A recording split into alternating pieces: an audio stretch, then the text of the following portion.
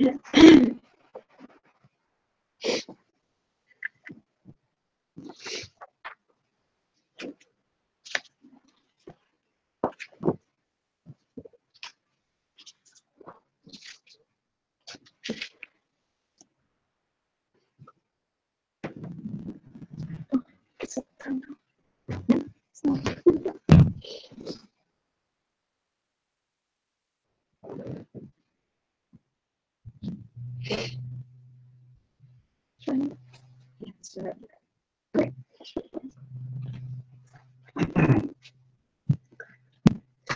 morning.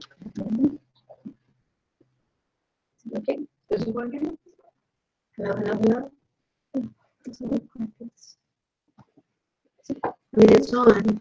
Yeah, it's on. But this is not here. Maybe because it's on. Oh, I think I need to turn on the switch.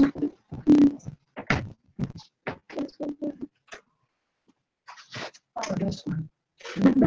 That's a good thing. To turn it on. Yeah. Okay, now it's working.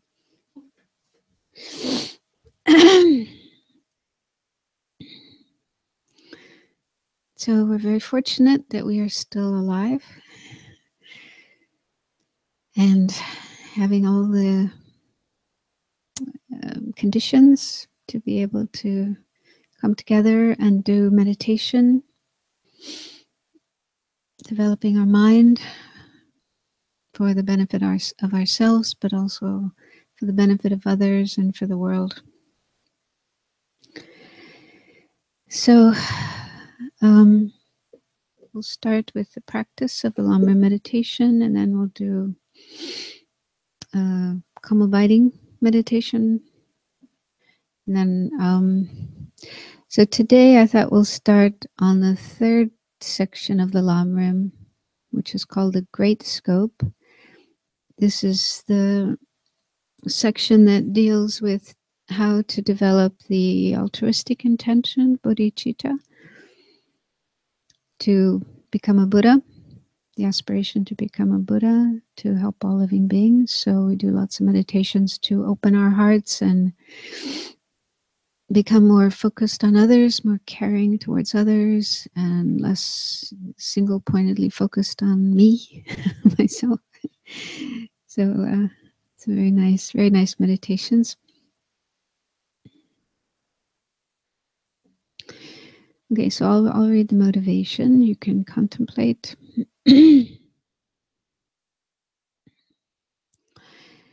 At the moment, I have a precious human life with all the conditions conducive for spiritual practice.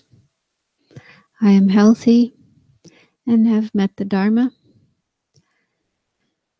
I have access to teachers who instruct me, and there are other practitioners around who support my efforts. This situation is not easy to get. I am incredibly fortunate and do not want to waste this opportunity.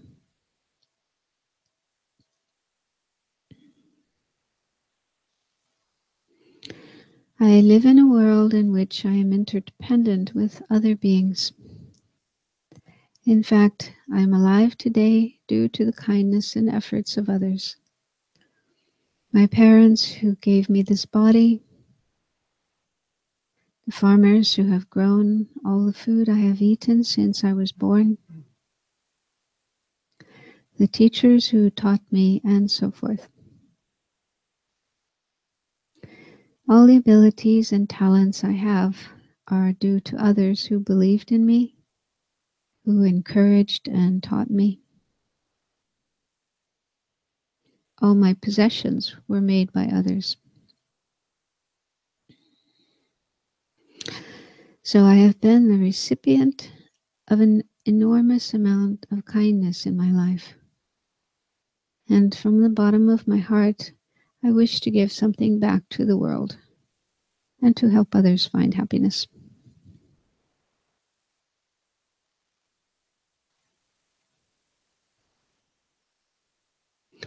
The wonderful Buddha potential exists inside of me and I want to activate it. Through meditating, I will purify my harmful actions, self-defeating habits, and negative karma. I will also nourish my good qualities. My deepest wish is to become a Buddha, a fully enlightened being, because in this way I will be able to contribute to the well-being of others most effectively. While on the path and after attaining enlightenment, my aim is to bring about the long-term happiness of all beings, myself included, to the best of my ability. May this meditation help me to grow in that direction.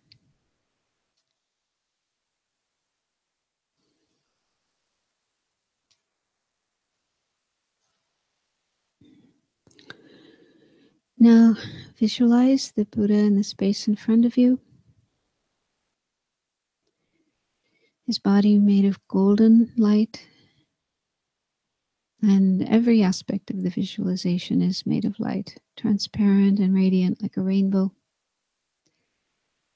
He's sitting with his legs in the full lotus posture on a lotus, sun and moon discs. And he's wearing the robes of a monk, saffron colored. His right hand in the earth touching gesture, the palm against his knee and the fingers pointing downwards, touching the earth or the seat beneath him.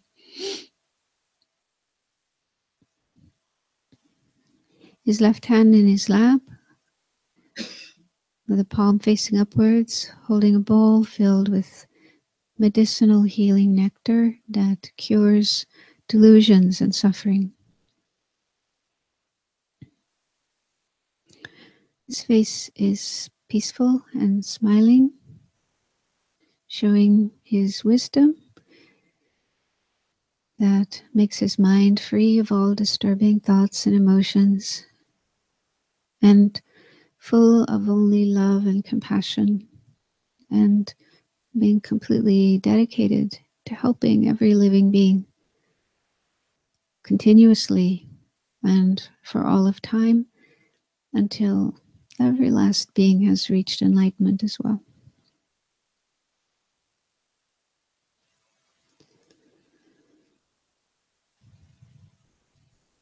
So it's good if you can visualize the Buddha, but even if that's difficult, try to feel the presence of the Buddha in front of you. Try to feel that you're sitting in the presence of someone who has totally purified and transformed their minds, brought their mind to the state of enlightenment, the highest possible state that anyone can reach, totally pure and totally developed in everything positive.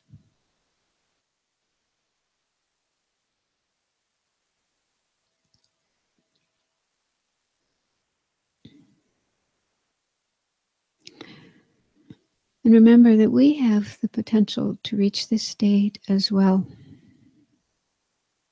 So we shouldn't feel that Buddha is far away from us, way up there in the sky, and we are way down here, very deluded and confused.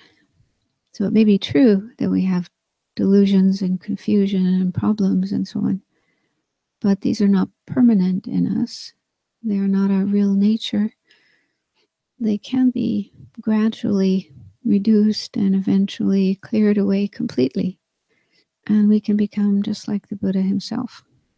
So that's what he's there for, to show us what we can become. So he's kind of like a mirror showing us our own potential.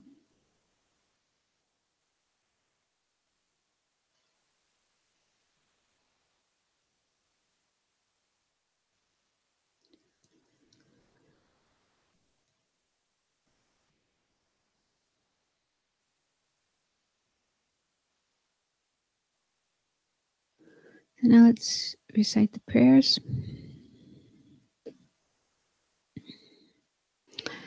I go for refuge until I'm enlightened to the Buddha, the Dharma, and the Supreme Assembly.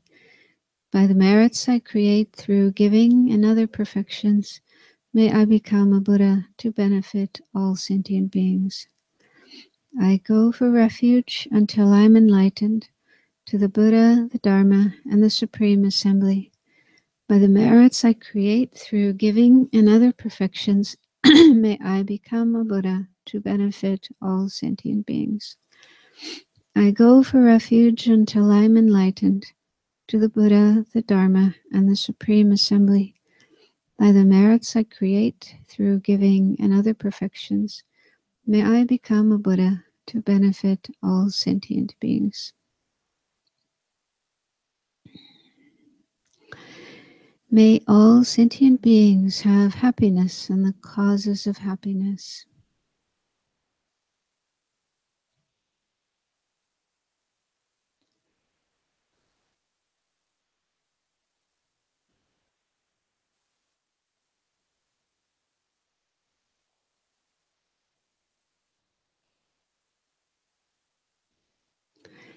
May all sentient beings be free from suffering and the causes of suffering.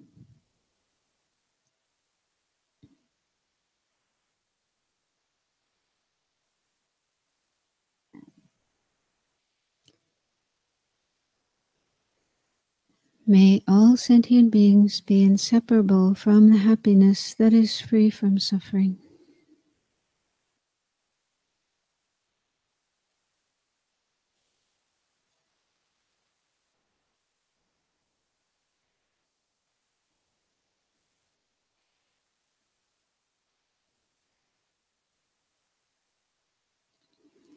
May all sentient beings abide in equanimity, free from attachment and anger that hold some close and others distant.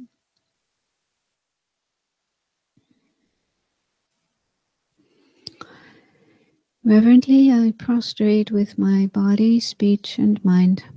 I present clouds of every type of offering, actual and imagined. I declare all my negative actions accumulated since beginningless time, and rejoice in the merit of all holy and ordinary beings. Please remain until the end of cyclic existence and turn the wheel of Dharma for living beings. I dedicate my own merits and those of all others to the great enlightenment.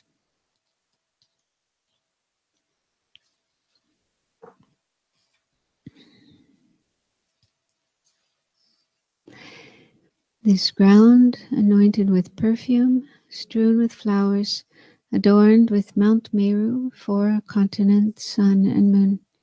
I imagine this as a Buddha field and offer it. May all living beings enjoy this pure land. The objects of my attachment, aversion, and ignorance, friends, enemies, and strangers, and my body, wealth, and enjoyments. Without any sense of loss, I offer this collection. Please accept it with pleasure and bless me with freedom from the 3 poisons. Idam Guru Ratna Mandala Kam Niryatayami. Please bless me to cease all deluded minds immediately, from disrespect to the Gurus to the subtle dualistic conception. Bless me to generate all unmistaken minds instantly, from respect for the Gurus to the realization of emptiness. Bless me to completely pacify all outer and inner obstacles.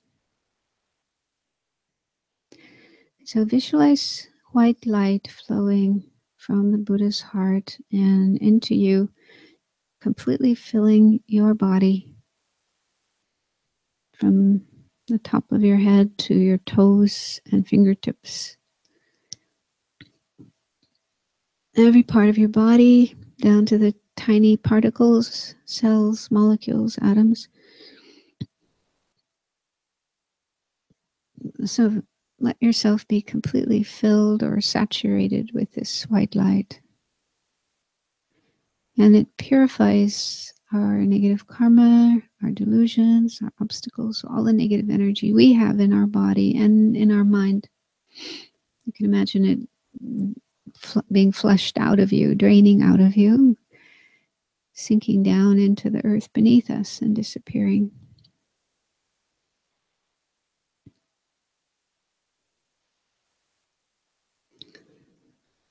Taya ta om muni muni maha munaye soha. Taya ta om muni muni maha munaye soha. Taya ta om muni muni maha munaye soha.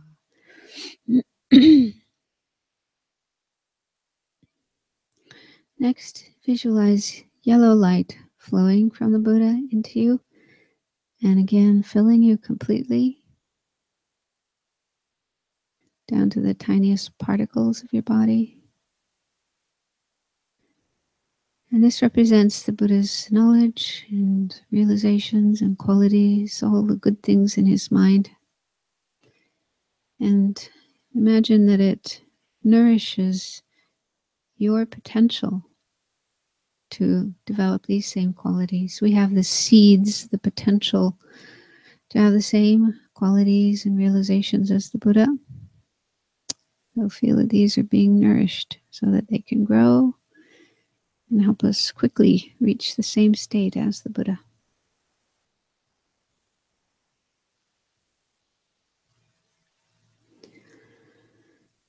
Taya ta om muni muni maha munaye soha. Taya ta om muni muni maha munaye soha.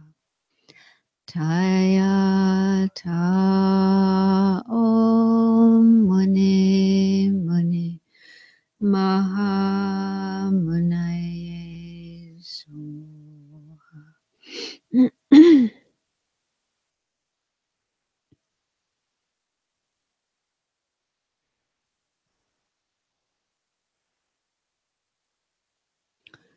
Now we'll do the calm abiding meditation.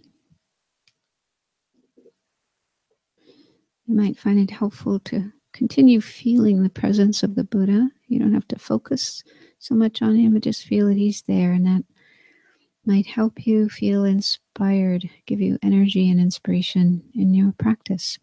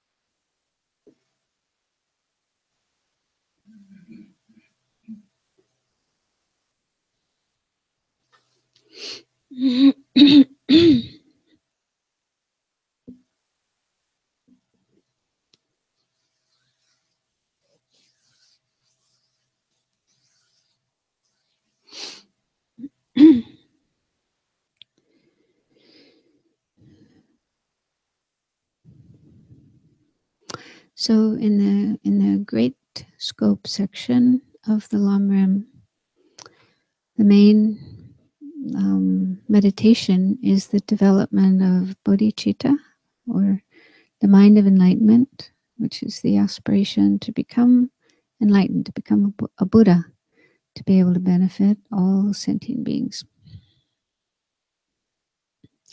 And there are a number of methods for developing this state of mind, and they involve a number of steps. So this is what we'll be starting on today, meditating on the steps towards developing bodhicitta, the mind of enlightenment.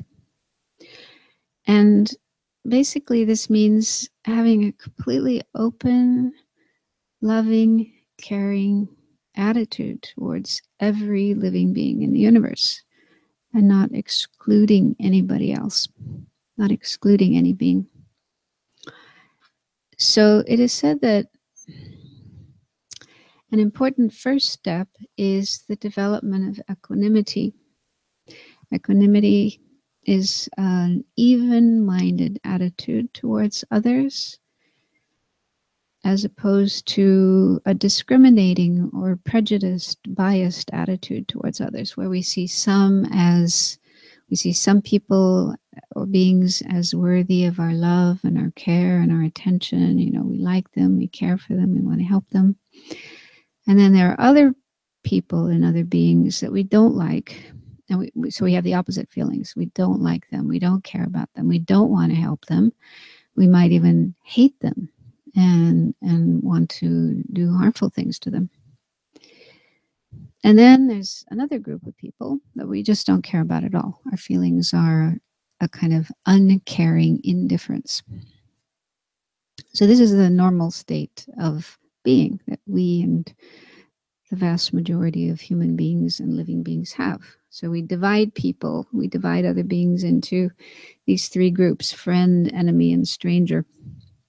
So equanimity is to counteract that tendency and instead develop a mind that's able to see that everybody, every living being deserves our care, our attention, our kindness and compassion.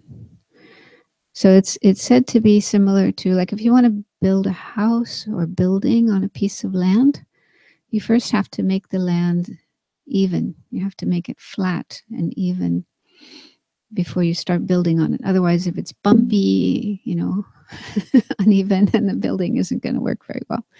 So we're trying to develop love and compassion and bodhicitta and so on. So we have to first start by making our mind even and kind of even towards others. So that's the meaning of equanimity.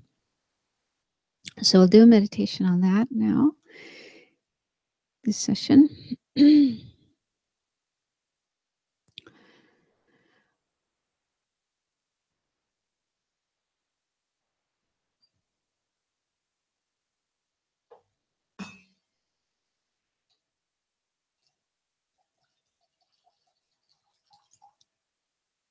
So once again, get into a good position for meditation. Calm down your mind in case there are thoughts in your mind not related to the meditation that we're doing. Put those aside. Decide to focus and do the best you can to stay focused on the meditation that we're doing.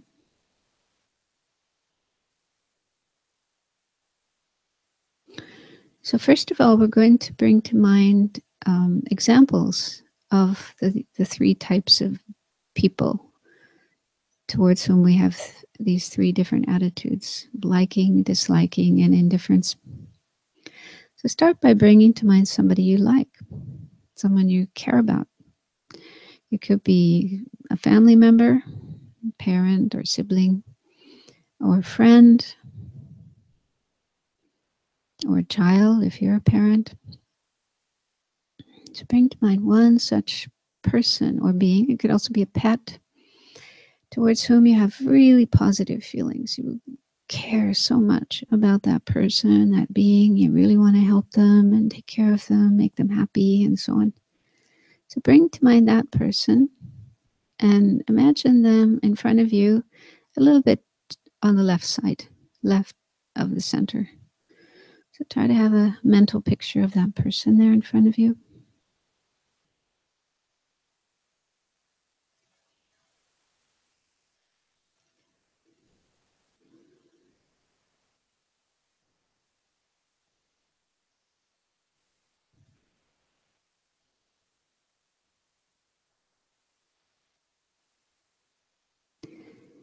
And then next, think of a person towards whom you have the opposite kind of feeling.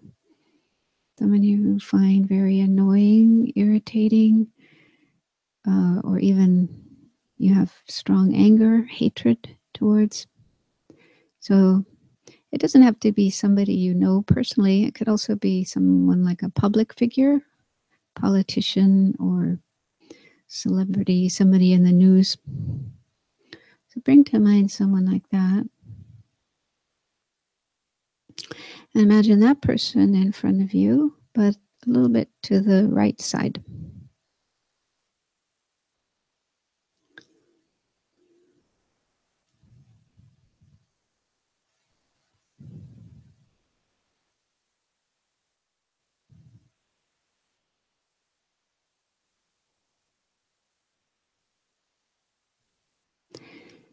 And then visualize a third person, this time someone you neither like nor dislike.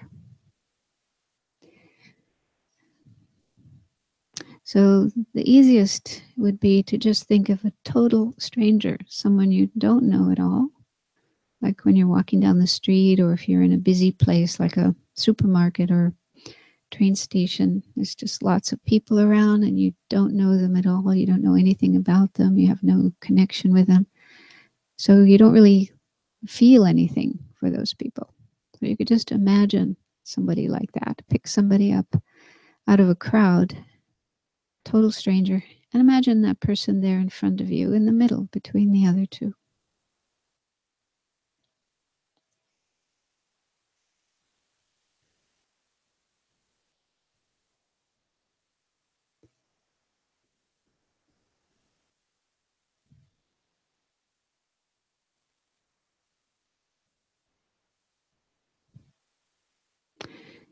So now we have these three people in front of us, and let's examine why it is that we have these three different feelings towards them. Start with the friend, the person you like. Ask yourself why it is you have good feelings for this person. Why do you like this person?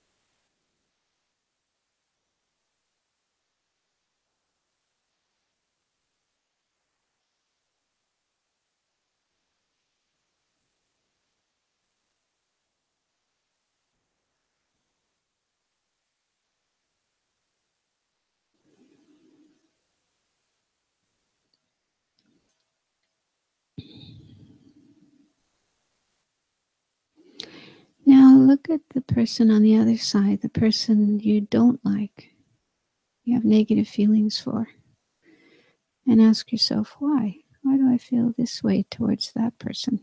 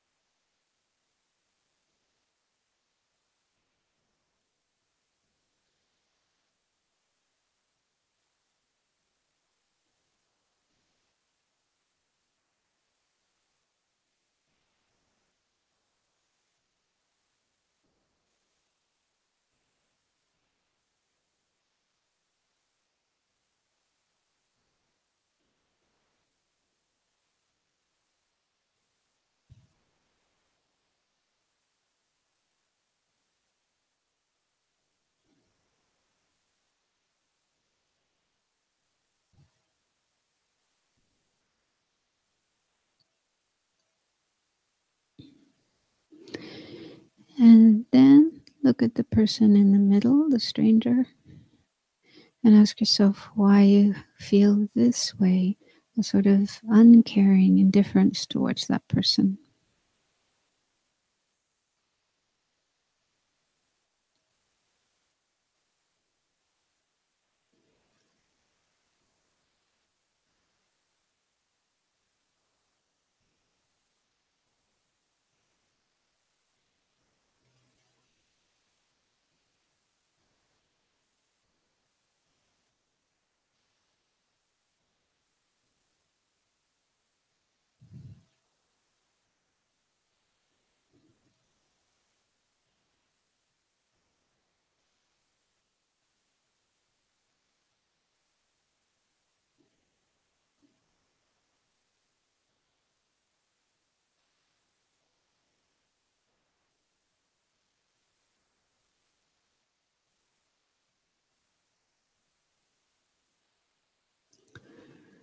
So now ask yourself, how do you feel about this situation where you have such different feelings towards these three different people, such different ways of behaving towards them?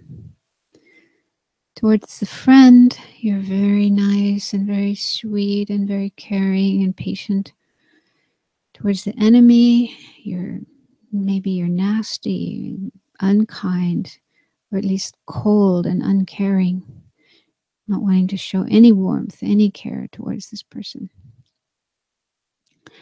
And then towards the stranger, the person in the middle, you treat this person like they don't even exist, or like they're just, a piece of metal, not really a human being. Now, how does it feel to be this way? Does it feel right? Is this the way you want to be? Is it a good way to be? Or can you see that it would be nice to maybe change your way of being and be more open and warm and friendly towards all three people?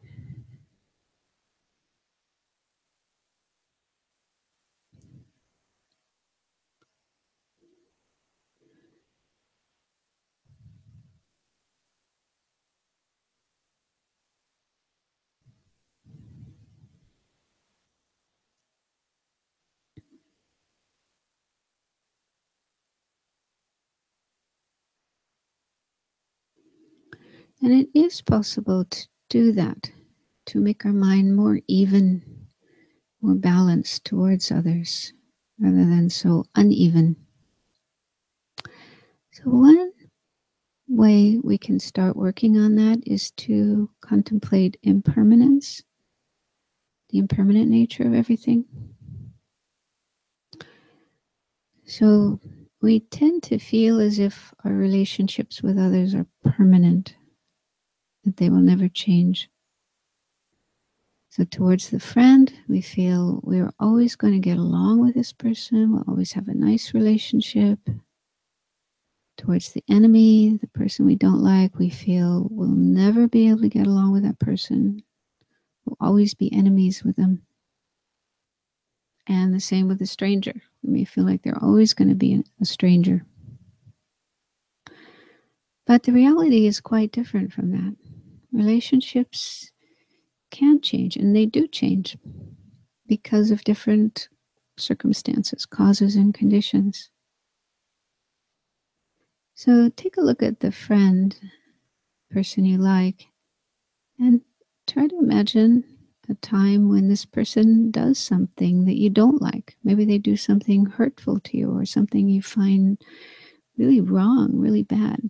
And your feelings towards this person change very much. You feel angry at them, and you may feel, I never want to see that person again.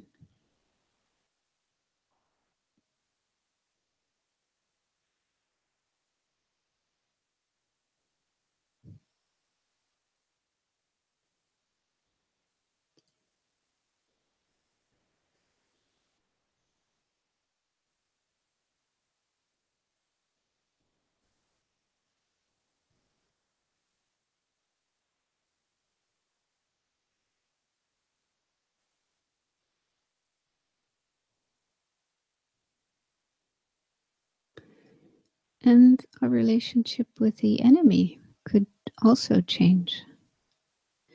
Try to imagine a situation where that person does something helpful to you.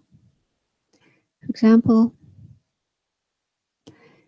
maybe you're in trouble, you're driving your car or your bicycle, and you get an accident or a flat tire or something, and you need help.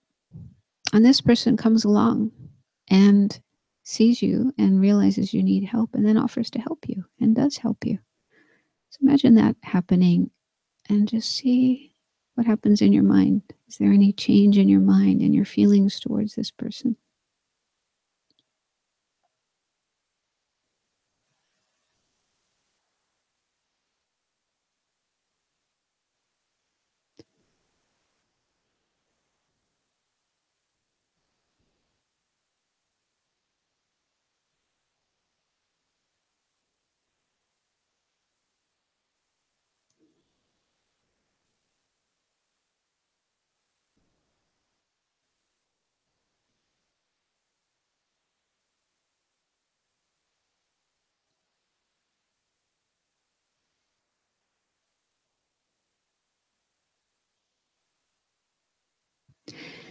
And the relationship with a stranger could change as well.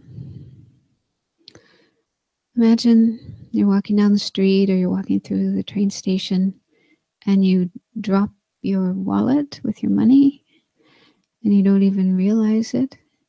And this person sees it, comes, picks it up, and brings it to you. How would you feel?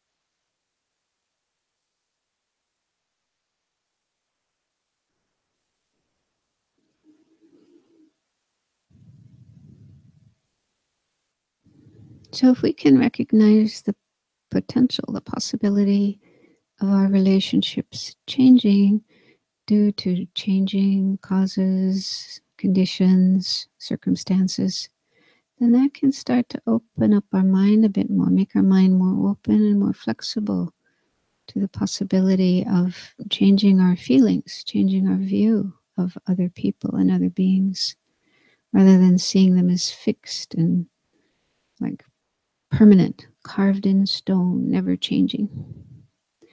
That can help us work towards having a more even minded attitude of equanimity towards others.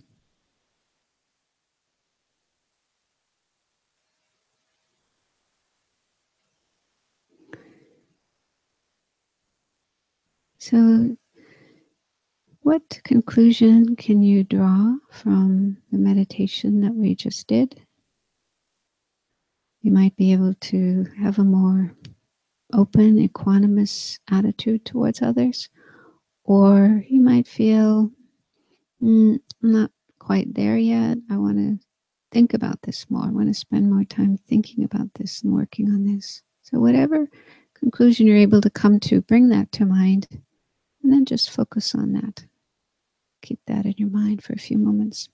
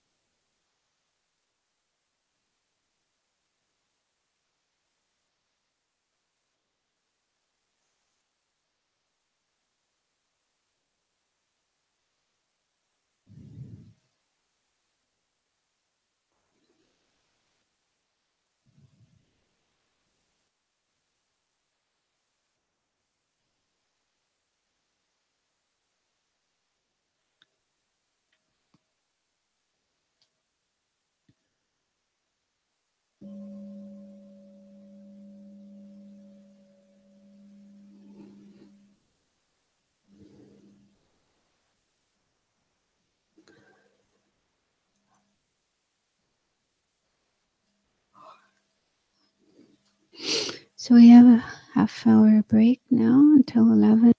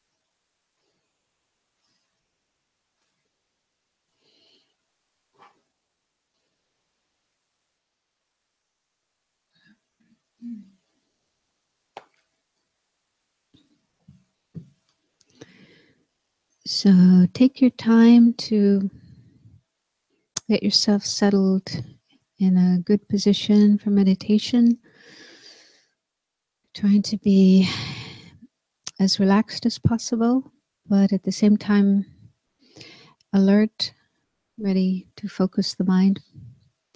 And then remember the motivation we generated earlier.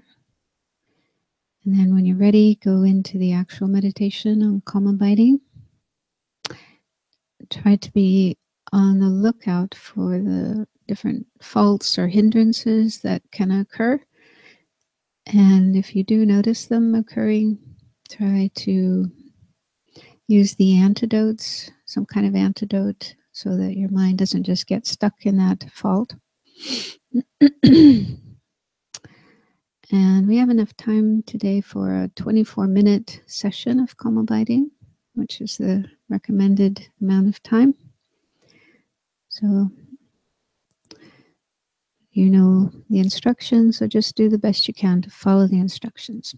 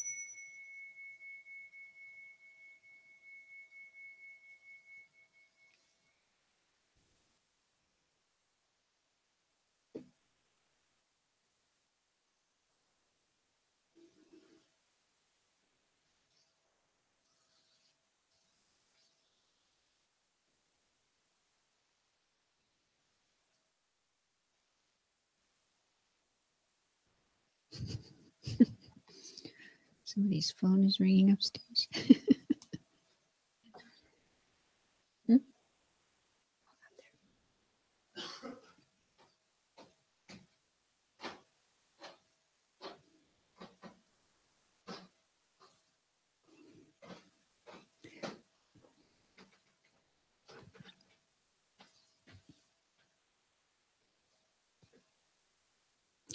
So in the last meditation, we were looking at the different feelings that we have towards different people, friend, enemy, and stranger, and trying to explore why. Why do we feel this way? Why do we feel differently towards different people? And some of the reasons might be quite reasonable. The enemy might be a really horrible person who does horrible things. And the friend might be someone who's really nice and does good things. But we might also notice the sense of self, the sense of I, that plays a role in the feelings we have towards others. If someone is nice to us, treats us in a nice way, does things that makes me feel good, I feel good. I have good feelings with that person. Okay. Or it could also be like, I have certain ideas about what's right and what's wrong, what's good and what's bad. And this person conforms to that. The way they behave, the way they do things is what I like. Yeah. So it kind of fits me. And then on the other side, the person we don't like, again, that person might be doing things that hurt me, that make me suffer, or make my friends, my loved ones suffer. Okay. Or it could also be, again, our ideas about what's right and wrong and what's good and bad. That person doesn't conform to those. That person is behaving in ways that are not what I think are right and wrong. So anyway, we explore this, and we might notice, there's a sense of self, a sense of I or me, very much involved in these judgments that we make about other people. This is a good person. This is a bad person. This is someone I want to give my energy to and be kind to. This is someone I want to just avoid and maybe even be nasty to, and so on. So a lot of it has to do with a sense of self or I, how we are affected, how we feel by other people's behavior and actions and so forth. So this is normal. I mean, this is just the way everybody is. It's normal. But we can actually use that in an adventitious way, because what we're trying to do is develop more openness, more concern for others, more love, more compassion for others. That's what we're working towards. That's the aim, the goal. And one of the ways in which feelings of love and concern and compassion for others arise just sort of naturally and spontaneously is when people do things good for us, when people are kind to us. Like at the end of the last meditation, I asked you to try to imagine the enemy helping you, yeah, or the stranger, someone we don't know at all, helping us. And when that happens, yeah, we probably, there's a change of mind, a change of heart, right? We might feel a little more open, a little more warm towards that person. So that's, again, just normal, just natural. When someone helps us, does something kind, does something helpful to us, to me, then our mind is more open. Our heart is more open, more caring, more, concerned. And also it gives rise to a feeling of wanting to do something in return, what we call gratitude. This feeling of gratitude. I feel grateful for what that person did to me.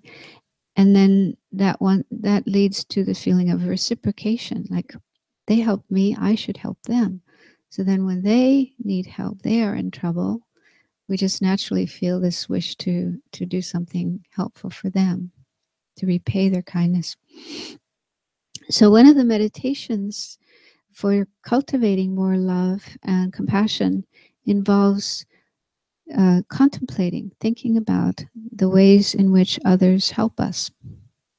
It's traditionally called the kindness of others, how others are kind to us. So we're going to start doing that in this session now, starting with our parents. There's a whole meditation in the Tibetan tradition about the kindness. Actually, usually it's just the mother, the kindness of the mother.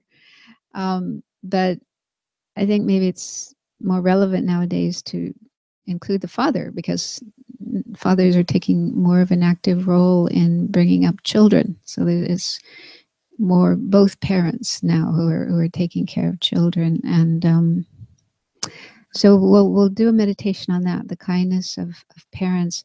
And this is a bit of a tricky meditation because some people have bad experiences with their mother and father, both or either. And I mean, there are cases of parents being abusive with their children, really causing them a lot of suffering. I can't help but think that that's actually rare. I mean, comparatively, there's probably more cases of parents who are very kind and loving and caring, and fewer cases of parents who are abusive. But it does happen. And if that is the case with you, if your parents were abusive to you, then instead of thinking of your parents, there might be somebody else in your life that was kind and helpful when you were a child. For example, one friend of mine didn't get much kindness and love from her mother and father, but her grandmother was really wonderful. Her grandmother really played the role of giving her the love and the nurturing and the care that she needed as a child. So there might have been somebody else in your life who did play that role and did give you that kind of kindness. So you could just sort of put your parents aside and think about that person and the kindness that we receive from them. Because when we're small, when we're little kids, we're really in need of help from others. We're very vulnerable, and we don't know how to take care of ourselves, feed ourselves, and so on. So we really are dependent on others. So that's the time in our life when the kindness of others is most important, because now we're adults and we can take care of ourselves. We're not so much, we're still dependent on others, but not as much as when we're children. So thinking about that time in our life when we were little children and how we are so dependent on others, like our parents, our family, and what they did for us, all the things they did for us. So that is a way of really wakening up the feeling of gratitude and appreciation. And then that leads to love, the feeling of love. So in case we don't already feel love for our parents, then this is a really good way to awaken that feeling. And also in Buddhism, this was actually said by the Buddha himself in one of the sutras. He said that every person, every being has actually been our mother and our father in past lives. Now, this is a hard thing to believe, but the Buddha said it. And I think that comes from his experience. He actually said, because they said the Buddha can see all of the past. He can see his own past lives, but he can also see our own past lives. He can see the past lives of others. So he says, I cannot see anybody who has not been your mother, who has not been your father, who has not been your brother, your sister, your friend, your husband, your wife, and so on. So there's this idea that we've had so many past lives, so many lives before now, and we've been in these different relationships with people, including the relationship of parent and child. So everybody has been our parent. Everybody has played that role of taking care of us when we were small and so on.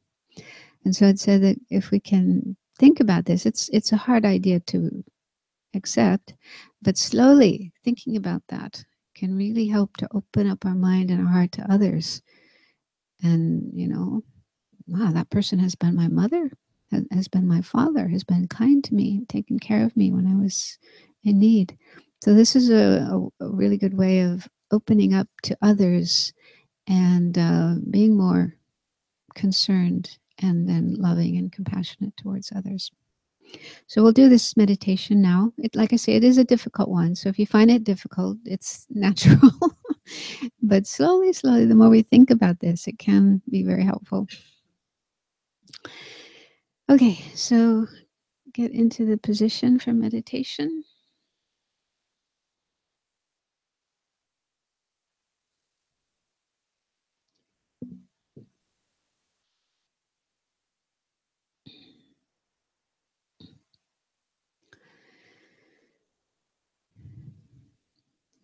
So, in the development of bodhicitta, the aspiration for enlightenment, we cultivate love or loving kindness for others and also compassion. So we're trying to cultivate this really beautiful quality of love, loving kindness. And it's said that the best example of the kind of love that we want to cultivate in ourself, in our own mind, is the love that a mother has for her little child. This can also include fathers. Okay, so the love that a mother and a father have for their little child. We're talking about good parents, not abusive or neglectful parents, but parents who really care about their children and really take care of their children, are really dedicated to their children. So the kind of love they have for their children is the kind of love we are trying to cultivate in ourselves. So it's very helpful to contemplate the love of mothers and fathers towards their children.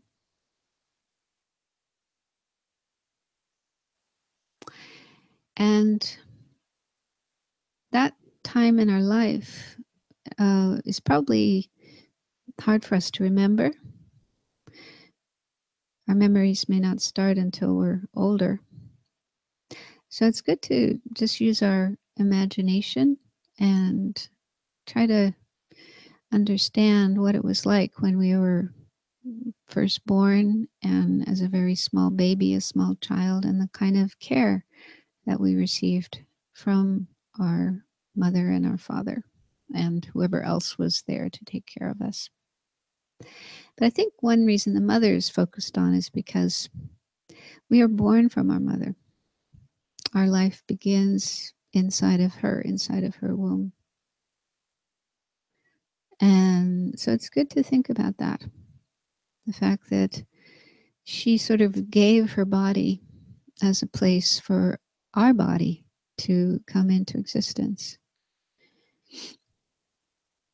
So just think about your mother and think about that time when she was pregnant with you. And the pregnancy lasts about 9 months or more, sometimes less. And it usually involves some discomfort, some physical discomfort, physical pain, nausea, and also sometimes inconvenience. She's not, especially as the baby gets bigger, she's not able to do some of the things that she normally does and likes to do. So she has to be very careful about what she does in order to not do anything harmful to the baby inside of her. She might have to change her diet as well, avoid certain things that she might like to eat and eat and drink other things that she might not like very much. So just spend some time thinking about that time when you were inside your mother's womb and what that was like for her, and try to recognize that it wasn't easy. It may have been physically uncomfortable, difficult, challenging, but she willingly went through those difficulties just so that you could be born.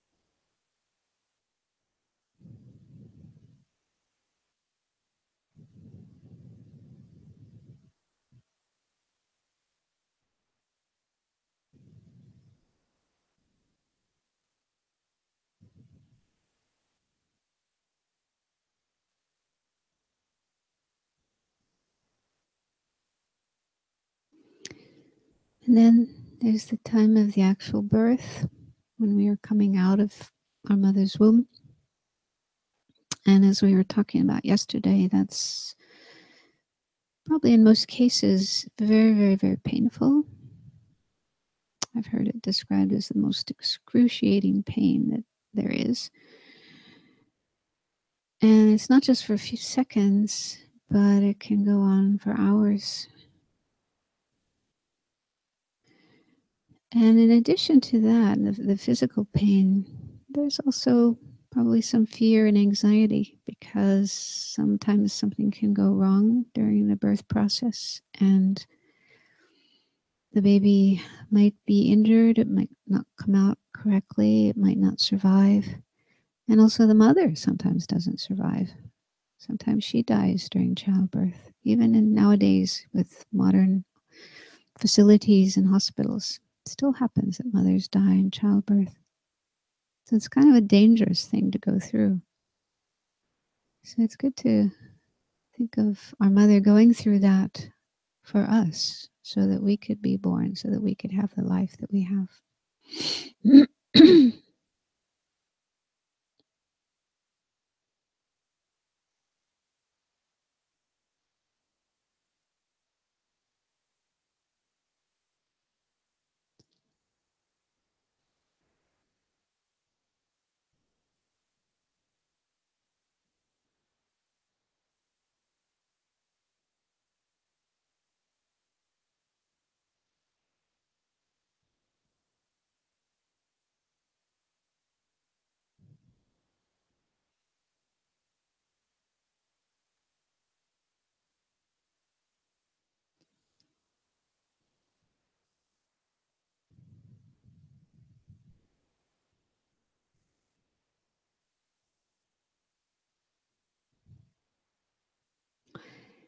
And then after we are born, we need a lot of care and attention.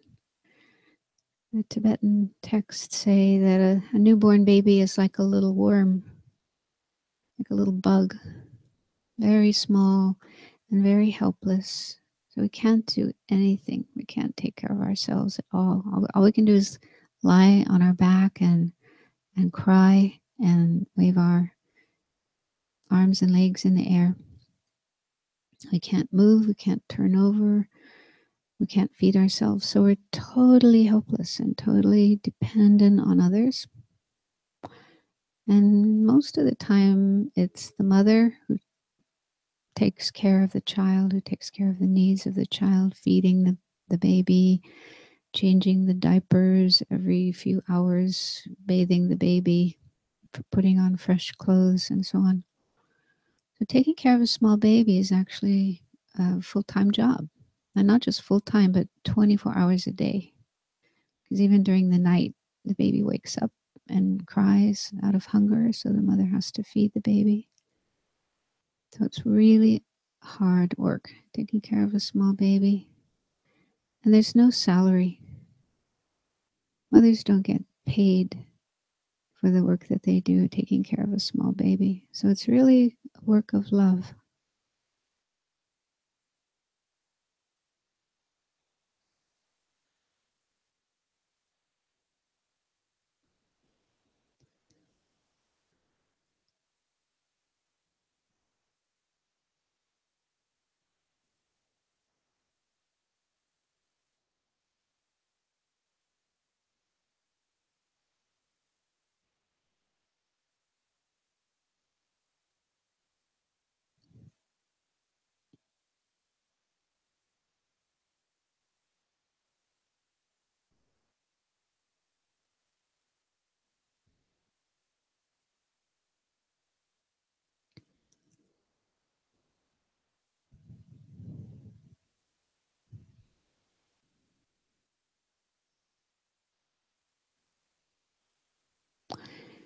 And our mother also plays the role of teacher. She's like our first teacher. Because as we grow older, we need to learn certain things, how to speak, how to say words. how to move our bodies, first crawling and then walking, how to feed ourselves, drink from a cup, put food in our mouths, and so on. And it takes time. A small baby can't learn these things and do these things right away, but slowly over time, the little baby learns how to do these things. So the mother needs to be very patient and keep teaching and showing these things again and again. So again, try to imagine your mother doing those things for you, teaching you these very basic skills, which we didn't know when we were first born. We didn't know how to do these things. So we had to be shown, we had to be taught. That was probably our mother who did most of the teaching.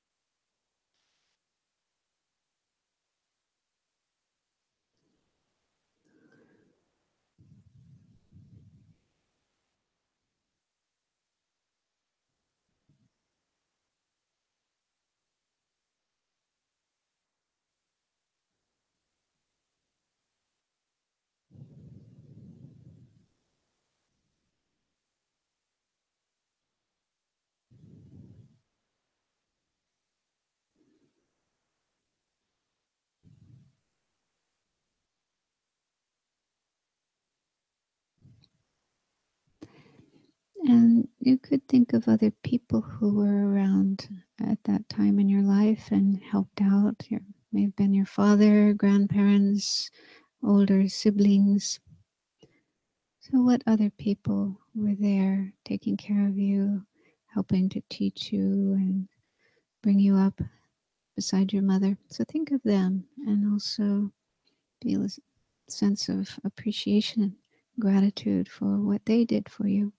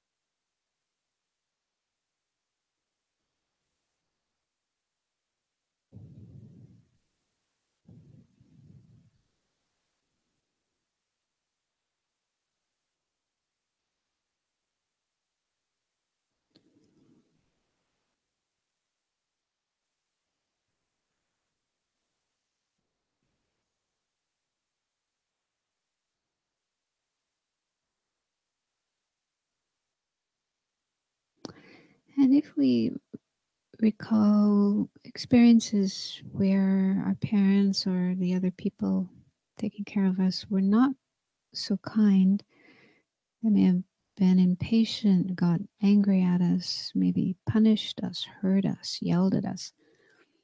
So, of course, those experiences are hurtful or painful, maybe even traumatizing. But it's helpful to understand that they're just human beings. They're not Buddhas, enlightened beings, so they still have their problems, their emotions, their difficulties. Being a parent, bringing up children is not easy. It's very challenging, very tiring, exhausting. And again, it's a full time job. So if they did behave in ways that were painful or harmful to us, it's probably because they're just normal human beings facing difficulties and not always in control of their own mind and their behavior, just like That happens to us sometimes. We get impatient and say things and do things that aren't very nice, but it's like we can't control ourselves. So it's good to understand that and try to work towards forgiveness for whatever they may have done that may have been hurtful to us.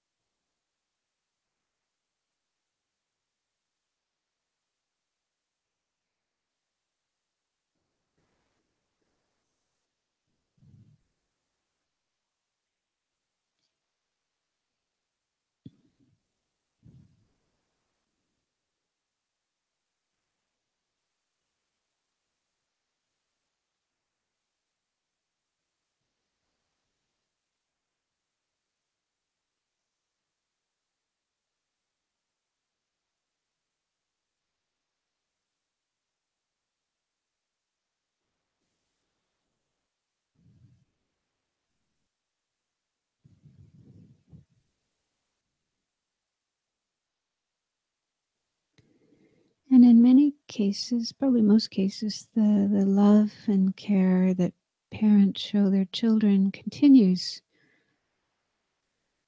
day after day, month after month, year after year, as we are growing and going to school. So they help us with that. They pay whatever school fees there are and buy our books and clothes and so forth and help us do our homework. So they continue helping us and supporting us as we go through school.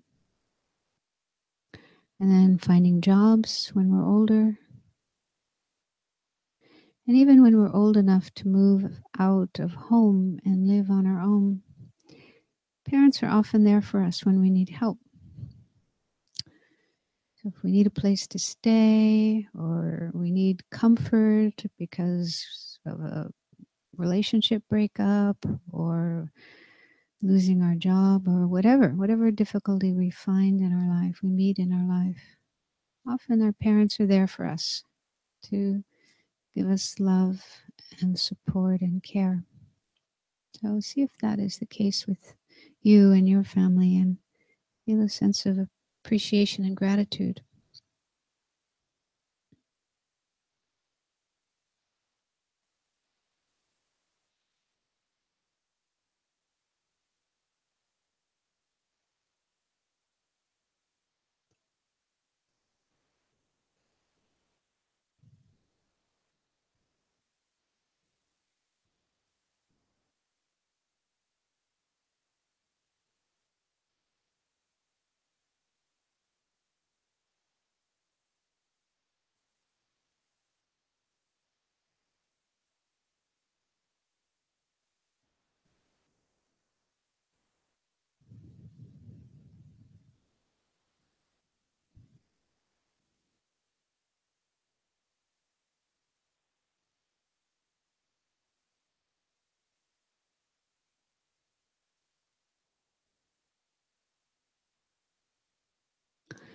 So if we are able to recognize the kindness of our parents, our mother and our father, how much they did for us, how kind they have been to us, how important they are in our lives, that naturally gives rise to a sense of wanting to repay their kindness, wanting to help them in return when they need help, wanting to be kind and compassionate and helpful to them.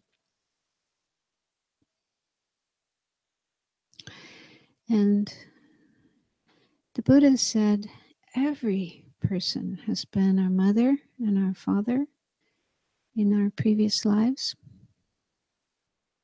So if we can accept that, it's hard, it may take time, but if we can accept that, then we can come to see that everyone has played that role, has been kind and caring to us when we were small and helpless.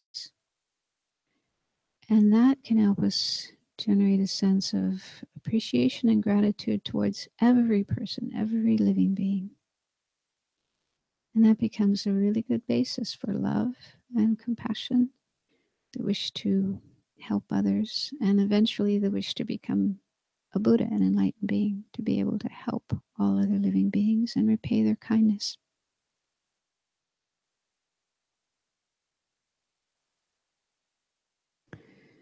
So if you're able to get a sense of that right now, then just hold your mind on that experience. And even if you can't get it right now, you might be able to think, I would like to feel that way in the future. I will continue thinking about these things, contemplating these things, and hopefully one day I will be able to feel that way.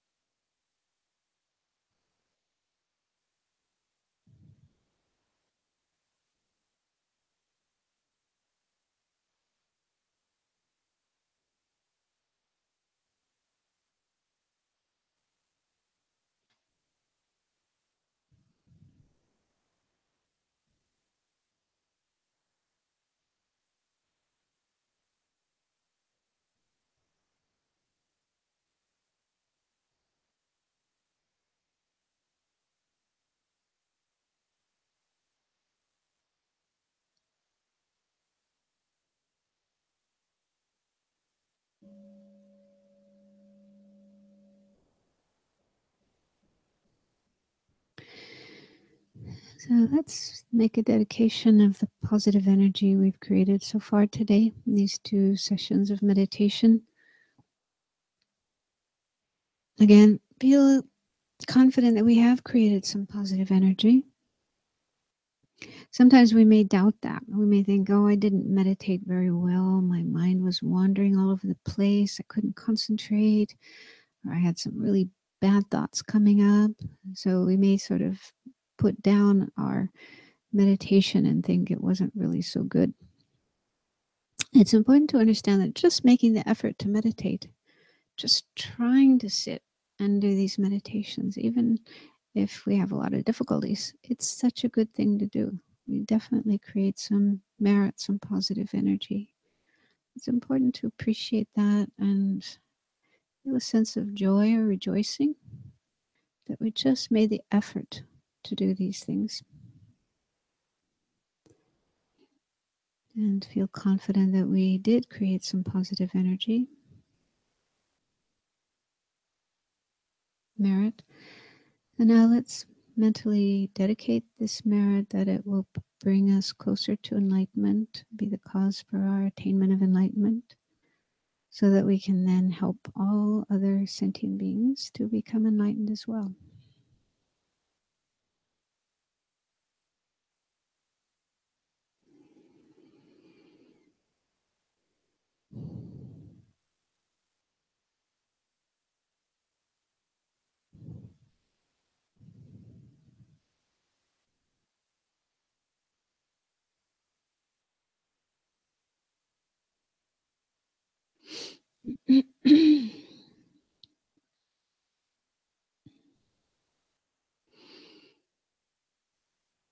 Okay, so have our lunch break now and then meet again at 1:30 for discussion.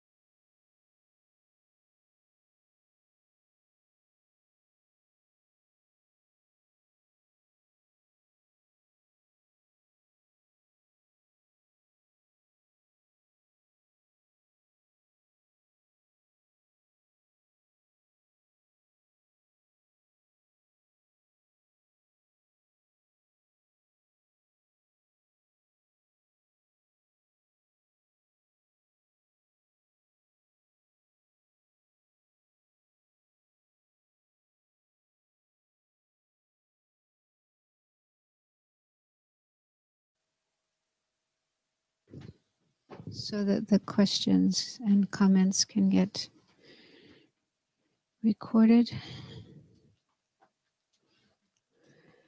So we can start with questions. Does anyone have a question or comment?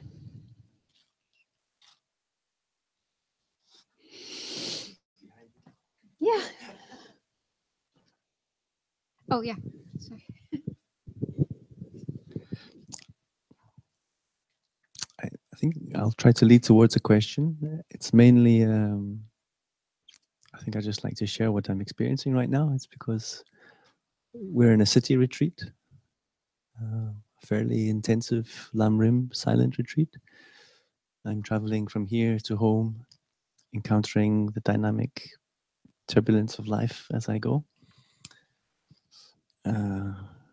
The practical function of being a coordinator, as well as being in the process of the meditations. I'm finding it quite difficult actually. So I'm experiencing quite a reactive mind, especially just the transport alone, getting here in the morning. My body is very awake, so I'm very sensitive to energy, to any kind of energies. So it takes me, I wouldn't say effort, but concentration, focus, just in stabilizing myself. It's working. The methods are quite clear and they're working for me. I just need to, in a way, just relate to what's going on. And so I think my question, if I really try to put this into a question, is how we might all consider, our, as well as the focus of the meditations within the context of where we are also right now. I think that's happening, but I think it's also perhaps what I'm asking is I need some support in being able to do that at many levels, because we're looking at subjects of death, of precious human rebirth, appreciation of that. These are not easy subjects, familial in terms of relationships within families. So all of this is being opened up within an environment which is not completely contained as we would perhaps wish. And this is natural, of course. We are aware of these circumstances, and I think we are making a wonderful effort in creating that support for ourselves. So perhaps I would just like to ask you what your thoughts are. Perhaps immediate response, not at all these levels, but how we might, all of us, just really appreciate what is required as we go in and out of this building, go and return from home, and carry this process that we're going through. And I mean, to be honest, I nearly didn't come today. I just needed to stay home and sleep. But I made the commitment. I'm on retreat, and I made those boundaries for myself. So I will come. I will do this. I think it's very valuable. But I'm meeting that challenge also. Thank you for sharing that. Does anyone else want to share the experiences? Because you're also, all of you are also traveling to and from your home or your hostel to your. How is it for you to do that? Do you find difficulties?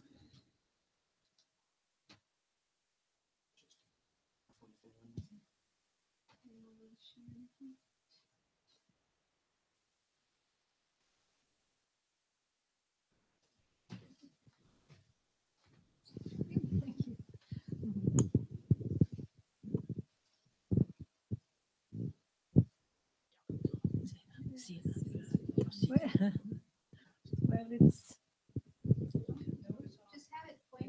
okay, like this. Okay, I'm not so used to it. No. Well, I think it's just like I'm cat off when I walk out from here. I know I'm in Copenhagen, but I'm somewhere else.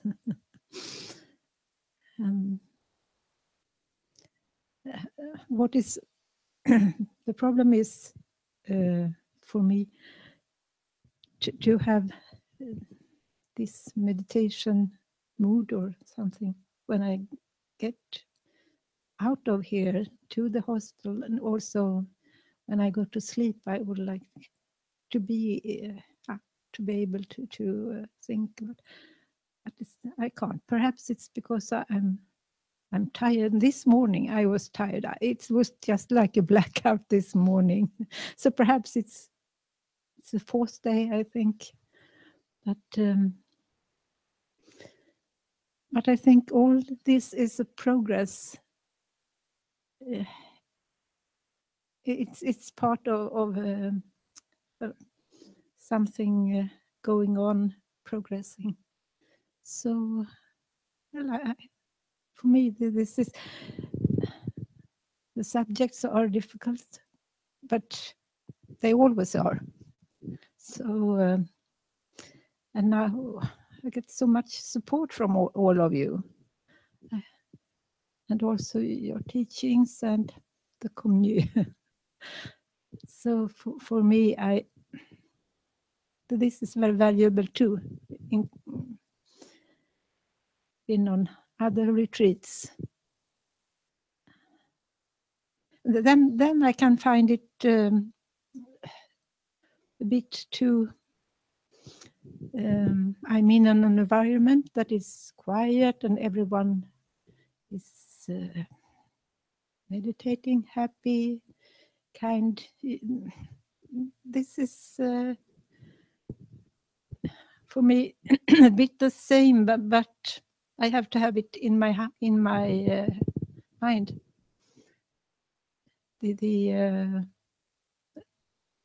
environment is different, but so I have to be somewhere else in my mind.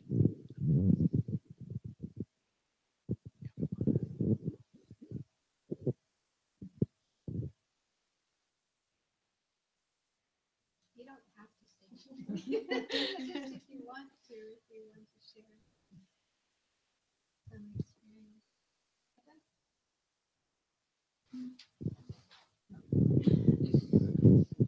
So I just wanted to give you a chance.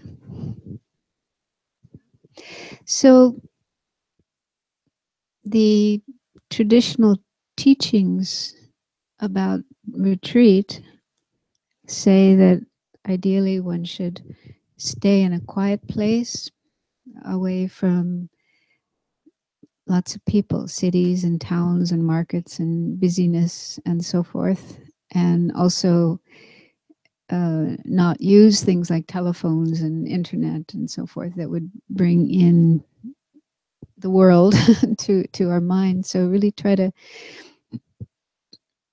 stay in a quiet, peaceful, and removed environment, because like it is, you do become very, very sensitive when you're meditating. It's like you're opening up your mind, opening up your senses.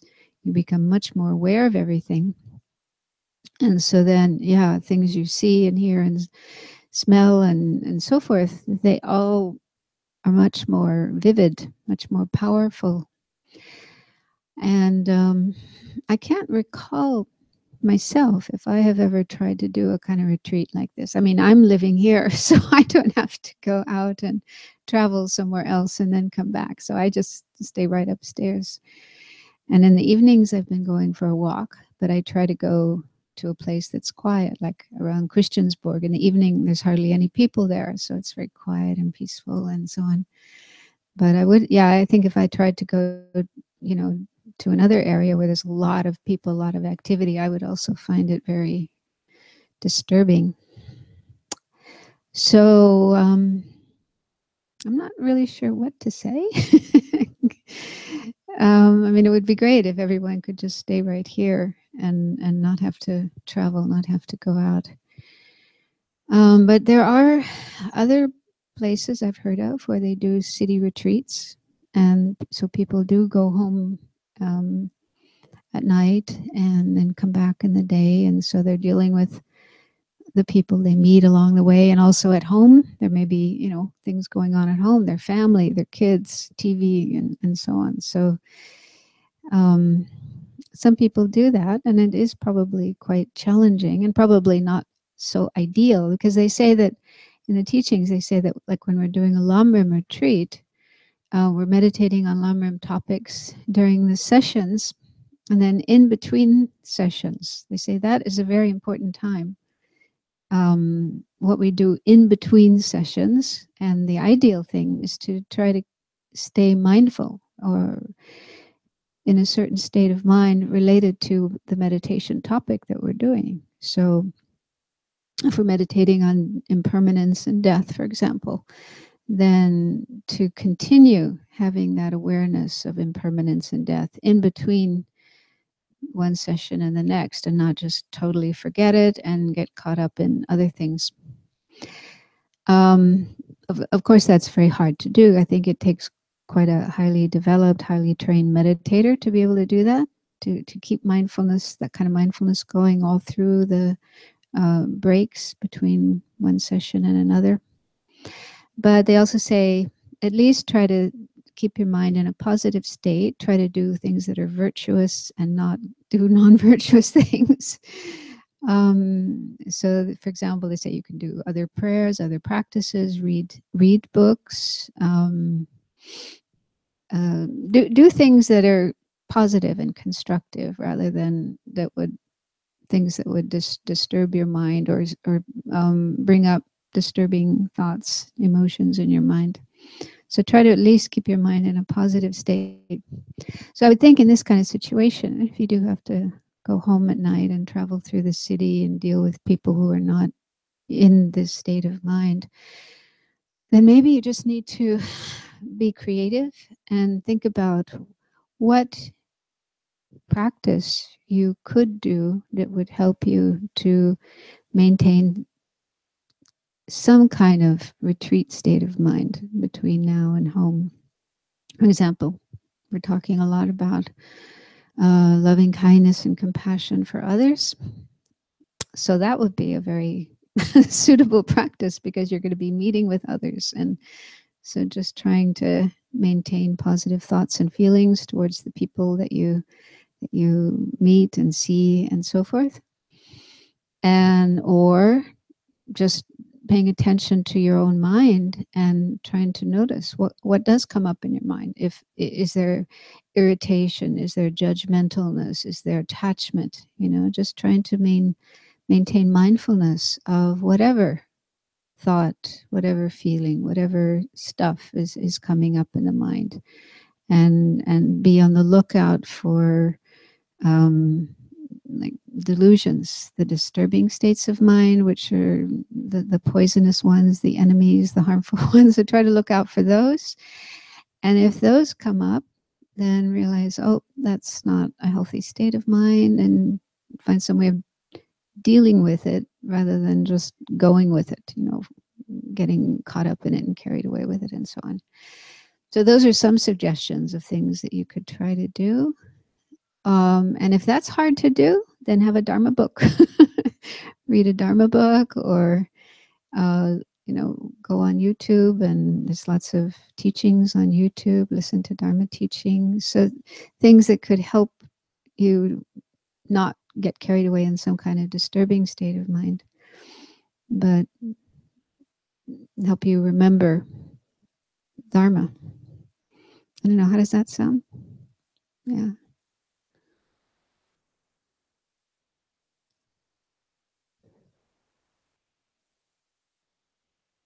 I mean, this is actually something I was going to talk about yesterday or the day before, and then I didn't get around to it. Actually, it's something one should talk about right at the beginning of a retreat, just like what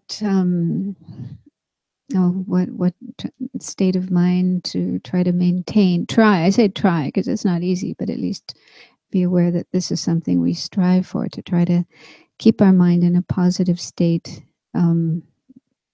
not just during the sessions where we're meditating, but in between as well.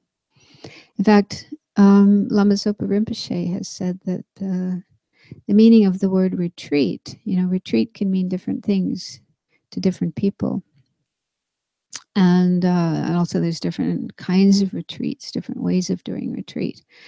But he said the real meaning of retreat is, because the word retreat has a sense of withdrawing, moving away from, going back from something. And he said, ideally, the real meaning of retreat is we are retreating from negative states of mind and negative behavior.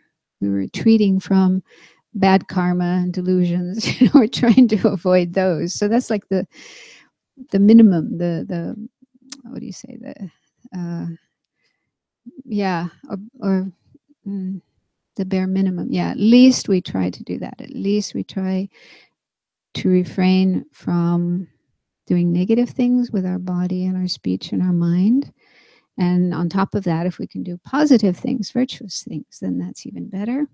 And if we do happen to make mistakes, we do, things that are not good, not wise, then do some purification for that. So it's always good to do at the end of the day, at the end of this, the retreat sessions we're doing here, we do some purification.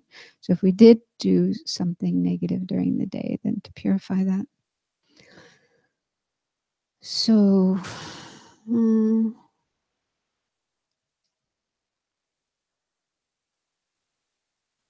that's all I can think of for now. I think of more later. Is that helpful? Yeah. Because each person has their own circumstances, like, where you have to go, how you have to get there, who you're going to meet when you go home, and so on and so forth. So based on your experiences, then just think, okay, what could I do while I'm on my way home? What could I do when I get home that would help me to not lose this retreat state of mind and keep as much as possible, the positive state of mind and tiredness. You mentioned tiredness. It is tiring. What we're doing is very tiring. It's very exhausting. Mental work, mental activity, trying to focus, trying to concentrate is very, very tiring. So it's quite natural that you feel tired, and make sure that you get plenty of sleep. I've been sleeping a lot the last few nights. So make sure you're, at least try to get to bed early and get plenty of sleep, plenty of rest. And do whatever else, if you need to do some body work to take care of aches and pains in the body and so on. So take care of those as well. It's important to take care of ourselves, our physical well-being and our mental well-being, to take care of that while we're in retreat.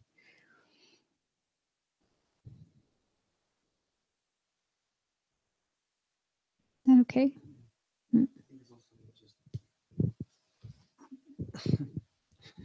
I think during a silent retreat, these question and answers and the possibility just to express what's going on is very helpful. I'm feeling a sense of relief just at being able to say it, and then I'm not completely in my own bubble, but that we're actually sharing that bubble, and just voicing things which perhaps I don't always find so easy to talk about. Then, because otherwise I could be creating a pressure cooker for myself, and then it might come out in a less helpful way.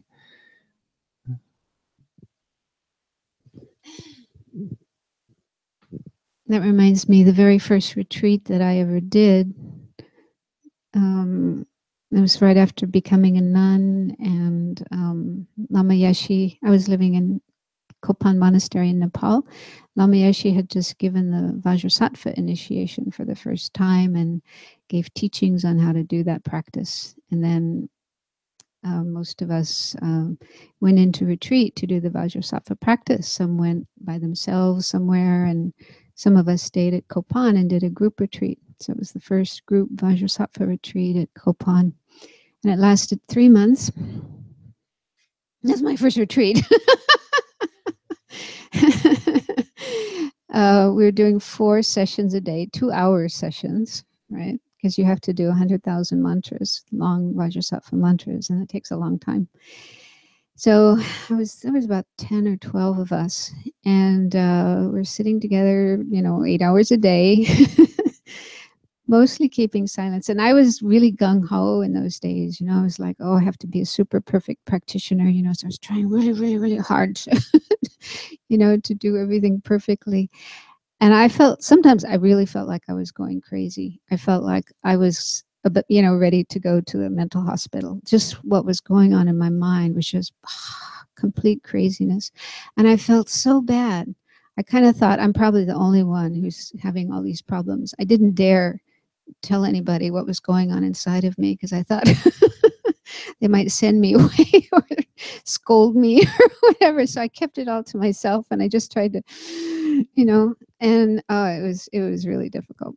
It was really difficult. So I've learned over the years, how to practice properly, and that's not the right way to practice.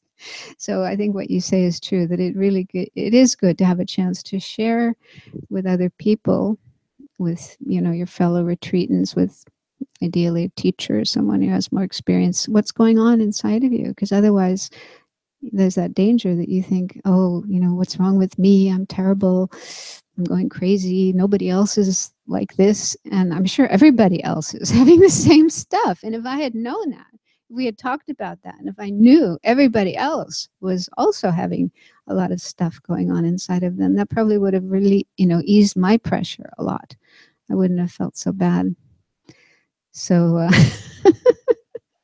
so I think it is good to talk in a skillful way. I mean, not just blah blah blah blah blah, but in a kind of skillful way, in a skillful context, to talk about what's going on inside.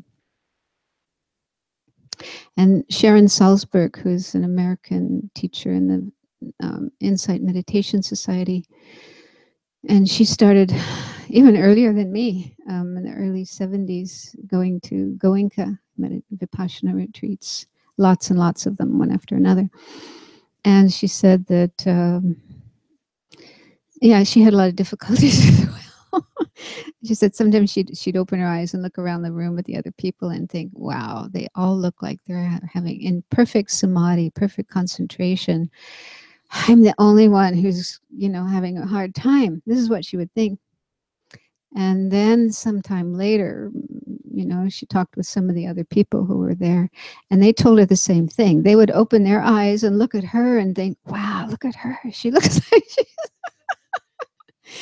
So this is what we do. I think it's just a human tendency to look at other people and compare ourselves with other people. And sometimes we think, oh, that person's so much better than me, and I'm so terrible, I'm so lousy compared to them. And then start beating ourselves up and just create all these fantasies. And we have no idea what's really going on in that person's mind. And they could be much worse than us. So it's good to recognize these kind of things that can happen in our mind. And if they happen, and be compassionate. It's always important to have kindness and compassion to oneself and one's craziness. and also realize you're not alone. Yeah, we're not alone. We all have the same stuff. We all have the same problems. Maybe some have more, some have less, but we all have them. Even our teachers, it's very refreshing for me when I hear His Holiness the Dalai Lama talk about, he gets angry sometimes, he gets frustrated, he feels sad. It's really wonderful to hear that. Even someone as accomplished and knowledgeable as His Holiness, that he has these emotions too. So it really makes you feel, okay, I'm not so bad. I'm not as bad as I thought.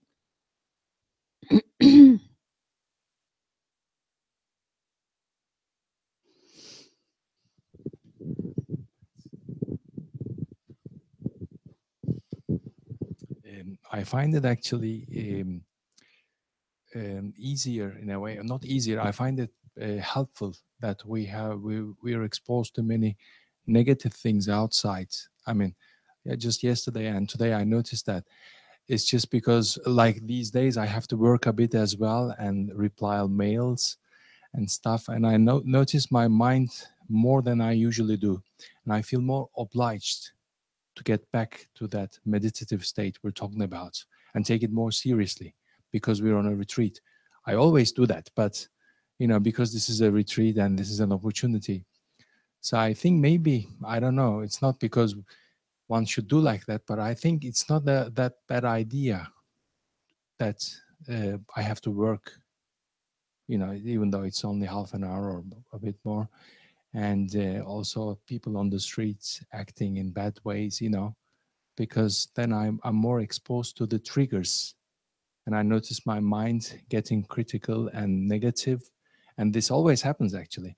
But I notice more, and I'm more obliged now to do something about it. Like that's what I did also yesterday. Like I read Tulku Urgyen Rinpoche. I think it was very good, like a book, Vajra speech, I think he wrote. It's a very good one, small book.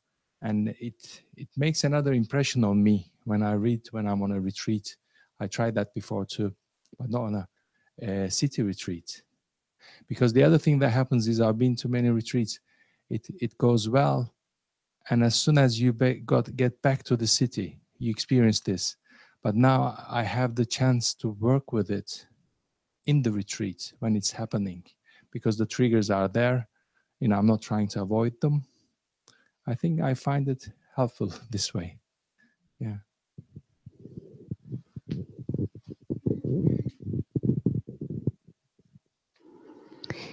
Actually, that kind of relates to something I wanted to talk about.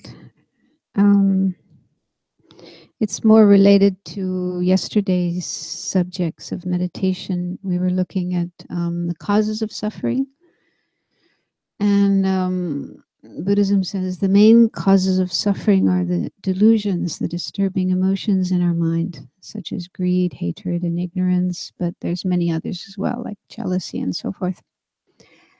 And that topic of the delusions is really, really juicy, really, really relevant, because these are there in our mind and they're operating almost constantly, like on a daily basis. And if we don't know about it, I mean, everybody, all the people in the streets, all the people around the world, they have these delusions as well, but most of them don't recognize it. They don't have the knowledge, and they don't have the tools to be able to look at their mind and see what's going on and be able to recognize, oh, that's anger, and that's jealousy, that's pride, that's ignorance, and these are faulty states of mind that are the cause of my suffering, and I need to work on them.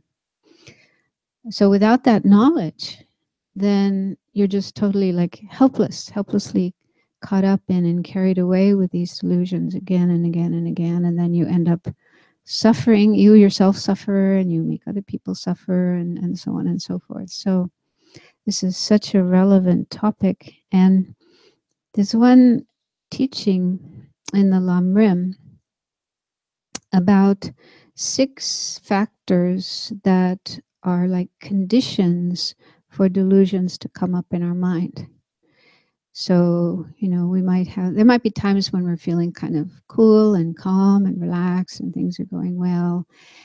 And then suddenly, some delusion pops up in our mind. We feel angry, we feel unhappy, we feel irritated, we feel jealous or whatever. So have you ever noticed that? That like all of a sudden, out of the blue, there's this really kind of ugly, painful, unpleasant thing in your mind, and you wonder, where did that come from? And sometimes we may mistakenly blame other people, right? I'm sure most people in the world do that. Like we even have this expression, "You make me so angry," right? We say that as if the anger in my mind came from you, came from that person over there. They somehow put the anger into my mind. So then we feel justified in being angry at that person, blaming them and so on, as if it's all their fault. God, you blame God, or you blame your parents, it's not my fault. And well, we shouldn't blame ourselves either. Yeah, it's also not right to then think, oh, I'm a horrible person because I have so many bad thoughts in my mind. That's not good either. these delusions are just mental factors. They're just aspects of our mind, parts of our mind. We don't choose to have them. You know, it's not our choice. They're there. And there are these different factors that are like conditions for these delusions to rise up in our mind. And it's really helpful to know this material, because some of these factors we can work with, we can do things about that will help to decrease the arisal of delusions in our mind, or even when they do come up, you know, to be able to handle them better. So the first of the factors is what we sometimes it's called seeds or latencies, meaning that we have within our mind like seeds of anger, seeds of attachment, seeds of jealousy. And just like seeds in the ground that came from plants and trees and so forth, they're there in the ground, and then when the conditions are right, you know, in springtime, the weather is warm and there's moisture and sunshine. So then the seeds will sprout and turn into grass and so forth. So it's similar. We have seeds of delusions in our mind, and when we meet with the right conditions, and they pop up and bring about an experience of anger or attachment or whatever. And where do these seeds come from? Why are they there in our mind? Did God put them there? Mommy and Daddy, did they put them there? Yeah. For me, this was really powerful to learn that each time we have an experience of a disturbing emotion, like anger, for example, we get angry and, get into our anger and act out our anger and so on. So one of the effects of that, one of the effects of getting angry, is that it leaves seeds in our mind for more experiences of anger to come up in the future. So it's similar to nature. Okay, so you have a certain kind of tree growing, and that tree came from a seed. And then when that tree grows, it produces, branches and leaves and more seeds, right? So the tree has more seeds, which are then left in the ground. And then those seeds, if the conditions are right, will give rise to more trees. So for me, that was really powerful, because it's like another important reason to try to work on delusions. Because otherwise, if I get angry and I just let myself get angry, okay, it may blow over in a few minutes or a few hours. I'm not angry anymore, but that experience of being angry has left seeds in my mind, planted seeds in my mind that will be the cause for more anger to come up in the future. So that's really scary. I don't know, for me, it was really, wow. Yeah. And it is possible to eliminate all the seeds of the delusions, to clear them out of the mind so that they're gone. But that only happens by directly realizing emptiness. So it's only by the direct realization of emptiness, which is usually quite a ways down on the path, that you can completely free the mind from all those seeds. In the meantime, we can work on not letting the seeds sprout, or if they do sprout and give rise to delusions, working on the delusion. So we can sort of work on that level. But to be totally free from those seeds, meaning that, we won't have any more seeds of anger, we won't get angry anymore, that's quite a long way on the path. So, but we can, if we are aware of that. For me, this is what I thought. If I'm aware of this, then I at least try to not create more seeds. Yeah, try not to just proliferate seeds of delusions in my mind. But it's also helpful to understand this, to counteract that tendency to think that it's somebody else who makes me angry, or somebody else who makes me have desire and attachment, or somebody else who makes me have jealousy. You know, blaming our delusions on other people. That's pointing in the wrong direction. And that will probably just lead to more delusions, you know, being angry at others, blaming others, and so on. That's just making the mind more disturbed. But again, it doesn't mean you blame yourself. You just think, okay, there's these seeds in my mind for these delusions to arise. They're left from previous experiences of those delusions, from previous lives. So I'm not really my fault. It's not my fault that I have this. Yeah, it's just what I was born with. And I know in science and psychology and so on, they have a different explanation. They say that because of our ancestors, our early ancestors, early human beings, they needed certain emotions to be able to survive and continue as a species. Anger was an important factor, fear, attachment, jealousy. So these were important factors, important emotions necessary for their survival.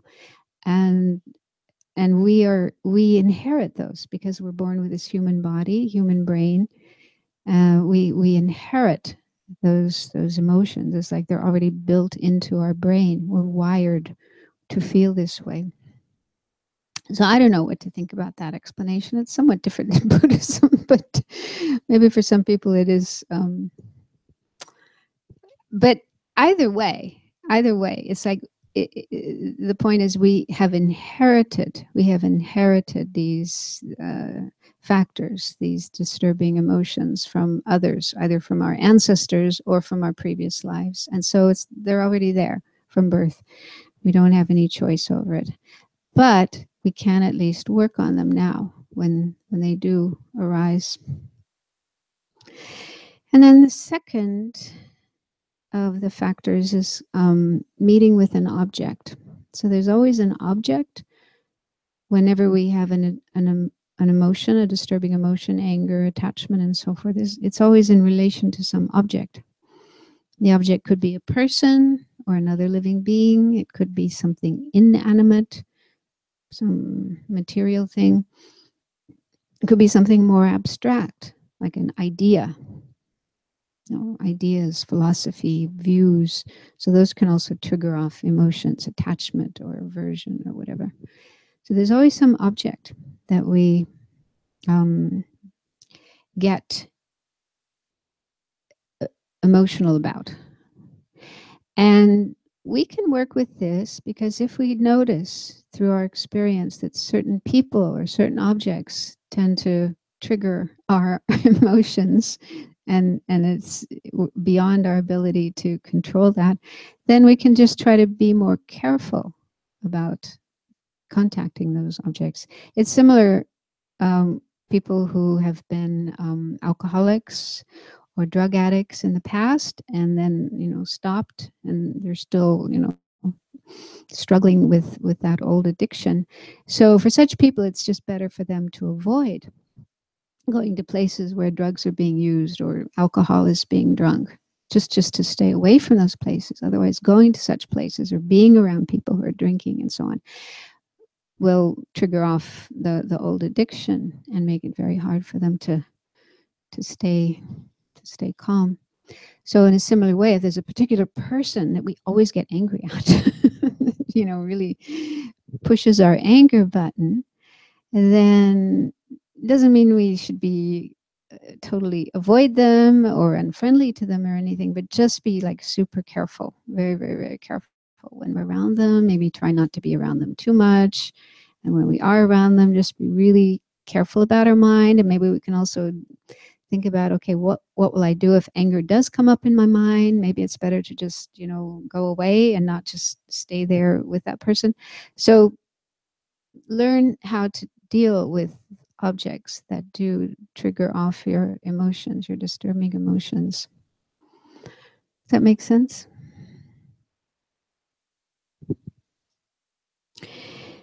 And then the third factor is the influence of others. So we human beings are social animals. We like to associate with others. We need to associate with others. Most of us can't just be by ourselves, but we're also very much influenced by others. And sometimes we're not even aware. Sometimes this happens without our awareness. But this is important with regard to delusions, because, for example, if you have friends or family members, people you spend time with, who maybe they're very critical, they get together and then they start talking in critical ways about other people, about the government, about this and that. So they're just kind of being very, very negative, very critical. So if you're staying with those people, you might find yourself becoming like that as well. You start to join in with them. Or desire, attachment, if you're with people who are really caught up in some kind of desire and attachment and indulging in that. So if you're spending time with those people, you might find yourself influenced by that as well.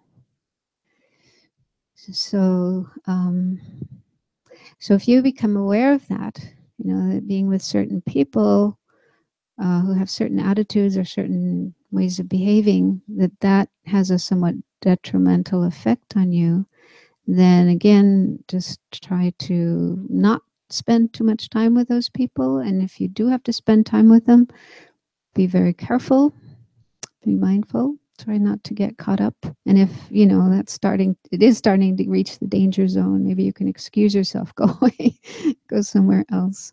This is a bit tricky, because it could be family members, it could be friends, and we don't want to be unfriendly. We want to maintain a good relationship with them.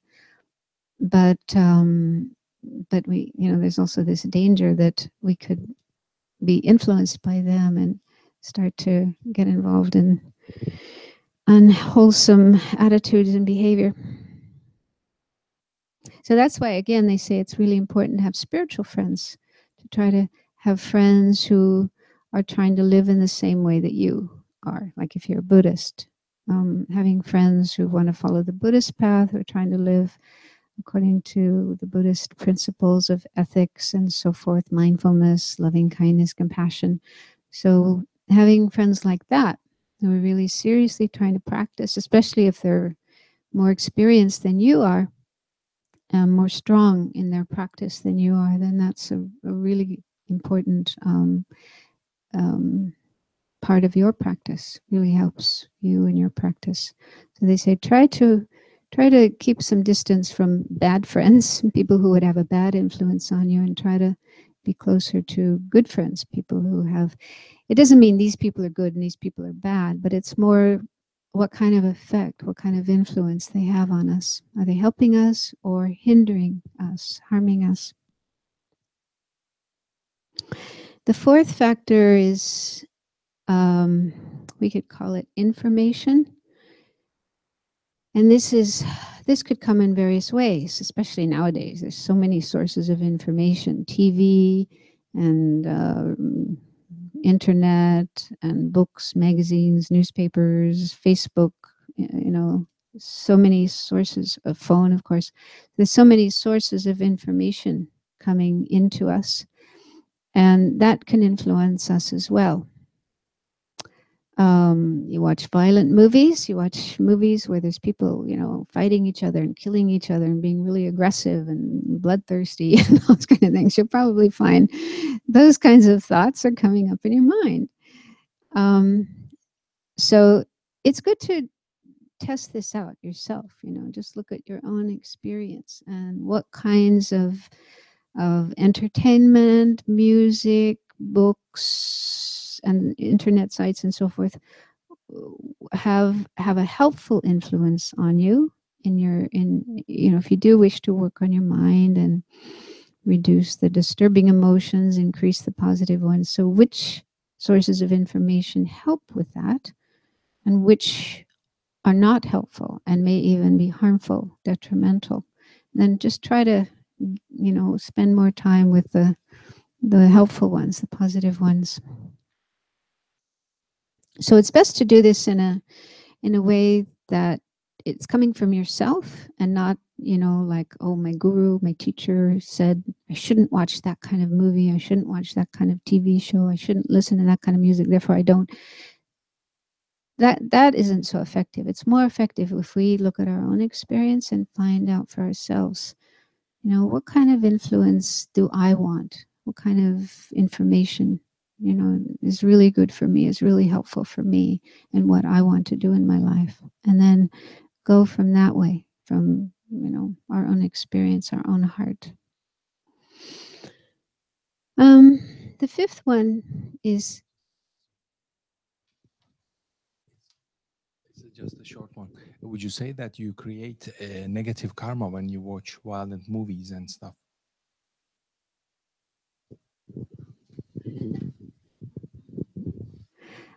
I don't know. You have to check that for yourself.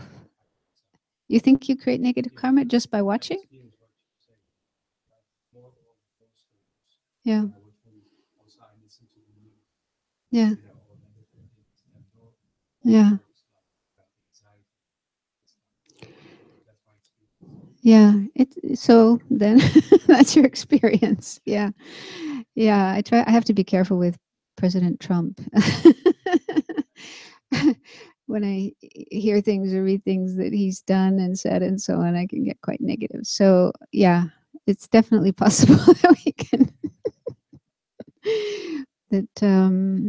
yeah. So we just have to look at our own experience, and even if some negative thoughts do come up in our mind, then we can find ways of counteracting those, and not just letting the mind get carried away in those.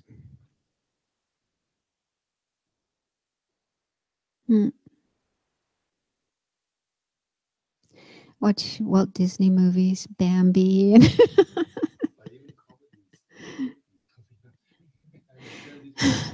Also news, like want to listen to culture and stuff, and then suddenly something they tell us. It's very difficult to be selective. I mean, on the other hand, it's good to be aware of what's going on in the world. I mean, I think His Holiness listens to BBC and reads newspapers and so on.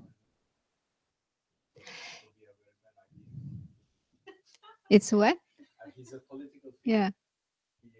He should know it. Yeah. Yeah. But I'm just saying, well, it can help in our compassion, though. It can be helpful for our compassion to be aware of the suffering. Yeah. The suffering that's going on in the world, the harmful things that are done, and have compassion not only for the victims, but also the perpetrators. They deserve compassion too. So, yeah, if you know how to use it well and use it wisely, it can help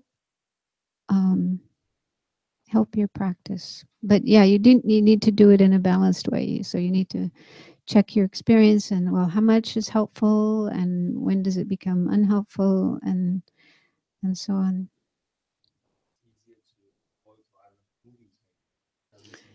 Yeah, if it's just fantasies, it's not necessarily so constructive. I really wonder why those things are so popular. I mean, I know, but why?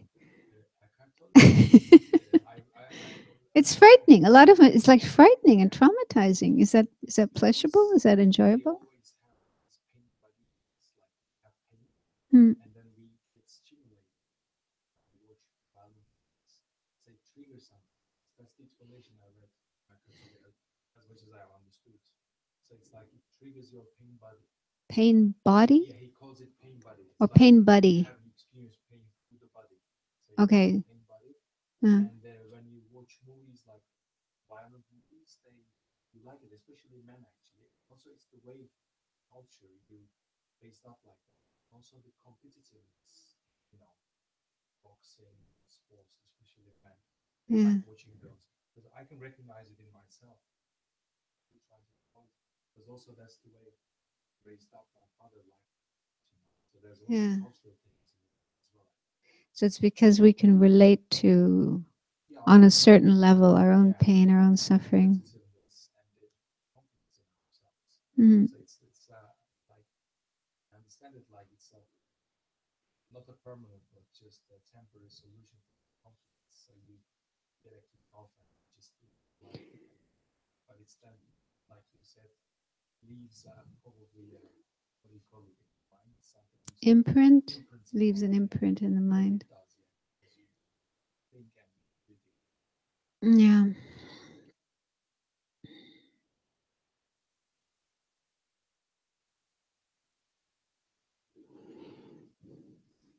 Okay, where was I? Number 4, or sorry, number 5 is habit or tendency.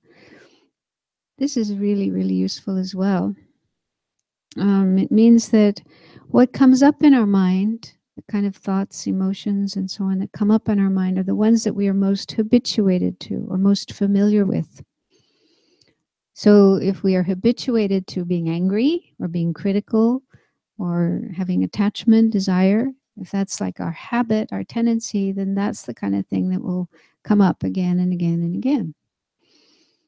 On the other hand, I mean, actually the word for meditation in the Tibetan language is gom, and it literally means to become familiar with. So what we're actually trying to do in meditation is make ourselves familiar with more positive, wholesome, healthy states of mind, such as, calmness in meditation, loving kindness, compassion, wisdom. So when we meditate, we're trying to cultivate these positive states of mind and then keep those in our mind as long as possible, stay in those states of mind as long as possible. And in that way, we are making ourselves familiar with or habituated to states of mind that are more positive, more constructive, rather than the disturbing ones. So that, I don't know, for me, that's really helpful as well to understand. And it also shows the logic of meditation.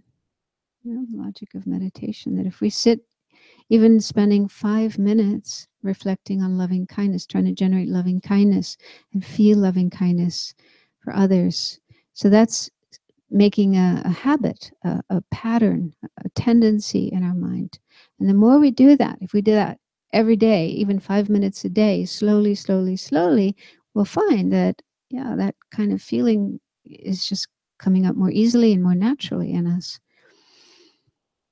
And then we try to defamiliarize ourselves with the negative states of mind. So when they come up, we try to notice them and then put a stop to them somehow, not let them carry on and, stay in our mind for long periods of time. So we're de-habituating, defamiliarizing ourselves with the negative ones. So that's something we can work on. That's one very practical way of working on decreasing our disturbing emotions. And I can really see that in my experience. I have absolute conviction in this. I have been trying to cultivate more positive feelings towards other people. And, I notice they just, not that they're there all the time, 100% of the time. I still have negative ones, but relative to the past, it's much more easy and natural for me to have positive feelings towards others.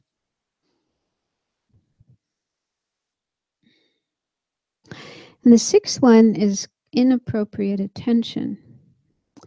Another way of calling this might be obsessive thinking. So this means that when we do have some kind of disturbing thought or emotion coming up in our mind, it's almost like the mind gets stuck on it and keeps thinking again and again and again. Have you noticed that? When somebody does something you don't like, somebody irritates you or whatever, and even if you try to stop thinking about it, the mind just keeps going back to it, or it keeps coming back into your mind again and again and again, almost like you can't get rid of it. And the same with attachment. When you find some person very attractive or some object very attractive, the mind just keeps going to that object again and again and again. And so that's the meaning of inappropriate thinking. It's like you just keep focusing on that object or that incident or whatever it is, and spending time with it more and more and more and more and more. So that's, again, something we can work with. If we practice mindfulness, we try to observe our mind, what our mind is doing. And if we notice this kind of thing happening, then try not to let it carry on, because our mind will it just has its own rhythm, its own way of doing things. It will just carry on like that by itself unless we do something to stop it. So the practice of meditation on the breath is very helpful, to just bring our mind back to the breath. Breath is at least a neutral object, So if we see our mind going off into something that's unhealthy or unwholesome or disturbing, we can always come back to the breath. Or you could try to do something positive, something that's more constructive. If you're thinking about a person you don't like, and how they did this and they did that and they have this fault and that fault. So if you see that happening in your mind, you could focus deliberately on positive things about the person, good things that they have done in the past, things they've done that were helpful to you, and so on and so forth. So that's like a direct antidote, counteracting the negative. I mean, this whole process of working on the mind, working on the disturbing emotions is really a lifetime work, or maybe not just one lifetime, many lifetimes, until we're really free from them. But there's like so many tools and methods and things we can do, remedies for different disturbing emotions. So it's very good to learn these different remedies. And then when we do find some disturbing emotion coming up, then deal with it in some way. So is that helpful? I was actually last night, I was watching a talk on the internet by an American Buddhist teacher. I've heard of this guy before, but this is the first time I saw a talk by him. And he has quite an interesting background. His parents are both Buddhist teachers, but he himself was, wasn't interested at all. He went the opposite direction. He became a drug addict, and he probably committed crimes because he ended up in jail. So he said the lowest point in his life, I think he was only about 17 at that time, he was in jail. And he was really miserable, really unhappy. And probably out of desperation, he started to meditate, because he'd learned about meditation from his father, who's a well-known teacher. And he started meditating, and he found it helpful. So that was the start of his journey into Buddhism. But he went through this other route to get to Buddhism. And one of the things he said that I found really, really nice was, he said it was so liberating to discover that he didn't have to do everything his mind told him to do. He didn't have to believe everything that his mind. And I think this is what most people are at. Whatever pops up in our mind, whatever thought, whatever emotion, whatever blah, blah, blah pops up in our mind, we tend to think it's true. Like we automatically believe it. It's true. And I have to believe it. And I have to follow it. I have to do it. Right? So this is where a lot of people are at. And Buddhism says, no. The things that pop up in your mind, a lot of them, probably most of them, are not true, are deluded. You shouldn't just buy into them and believe in them and follow them, but you should step back and question them and look at them. Is this really true or not? But even to just know that, even just to have that knowledge is already can make such a huge difference in your life. So even if there's lots of crazy thoughts coming up in our mind, but at least we can step back and look at them and say, is this true? Do I believe this? Do I have to follow this? Do I have to get caught up in it? And so on. So already there, you're kind of on the way to freedom. And he also said, it was so helpful to have this practice of the breath. So even his mind would just get carried away in all kinds of negative stuff. It's the breath you can come back to. And that just gives so much relief, even for a moment. Come back to the breath, come back to this present moment, come back to right here and now. And it's like an anchor, like a lifesaver, when you're drowning in the ocean. That's something I can hang on to. So, yeah. Anyway, so we'll stop here and just have 15 minutes break, and then we'll do another meditation.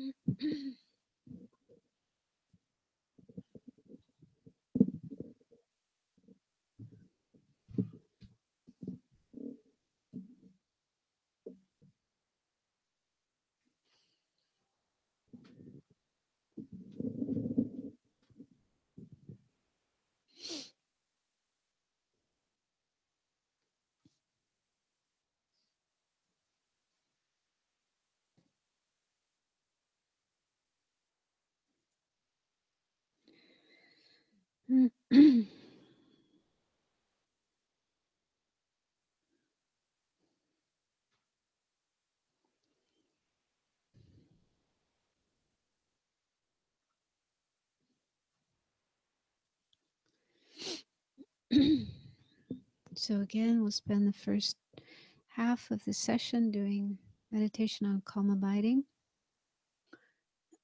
So take as much time as you need to settle down in a good position and remember the motivation for doing meditation, and then go into the practice and try to work towards the ideal state of mind for calm abiding, which has these two qualities of stability, being able to stay on the object as long as possible, even if it's only a few seconds before the mind wanders away, and then pulling it back, bringing it back to the object.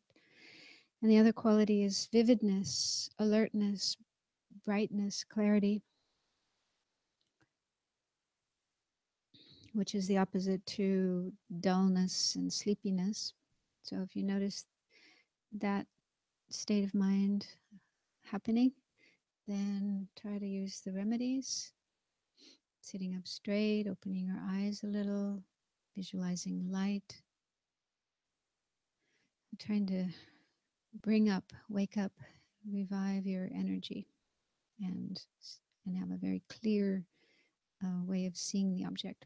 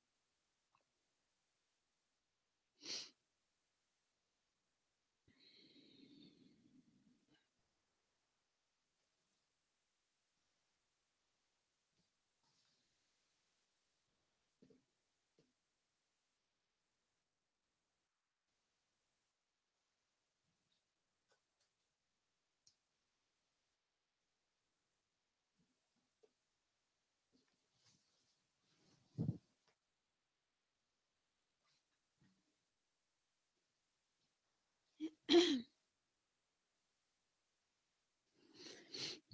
next meditation that we'll do is a sort of continuation of the last one. Last time we were looking at the kindness of our mothers and fathers and other people who took care of us when we were small. And there are many other people who help us in our life, providing us with food, clothes, shelter, education, job opportunities, everything in our life really comes from others. And the traditional way of expressing this in the Lam Rim is that this is the kindness of others.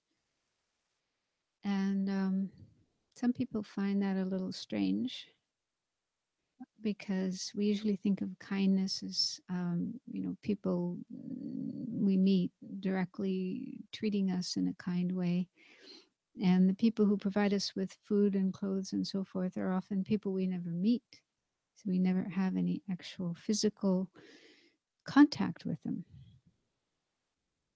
So it can feel a little strange to think of that as kindness. But the meaning here is that we need these things. We need food and clothes and so forth. We benefit from these things. We enjoy these things. And to realize that if it weren't for others producing these things, doing the work to make these things available for us, we wouldn't have these things. We wouldn't have food. We wouldn't even have water, clean water to drink, and clothes to wear, and a house to live in, and so forth. So just to realize that we benefit from others, the work that they do, and so forth. So that's the meaning of kindness. And another problem people often come up with is that they think, but these people aren't doing those things for me. They're doing them to make money for themselves, to support themselves. They're not thinking about me. But I mean, one answer to that is, well, we don't really know for sure. What is their motivation? It could be not just to make money, but it could be that they really are thinking of the people who are going to eat the food that they produce, wear the clothes that they produce, and so forth. They could be doing this with a sense of concern for others and wanting to benefit others. So it's certainly possible. We don't know for sure. And again, the point is that if it weren't for them doing that work, we wouldn't have those things. So it is a kindness. It is something beneficial for us. So it is a kindness that we receive. So I'm just saying that as a preparation in case those kinds of thoughts or doubts come up in your mind.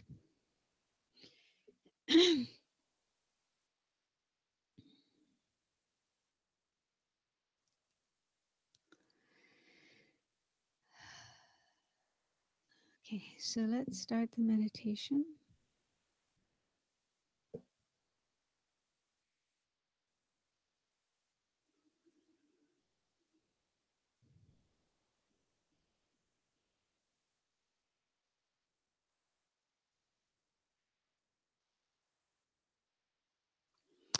So at this point in time in our life, we are adults.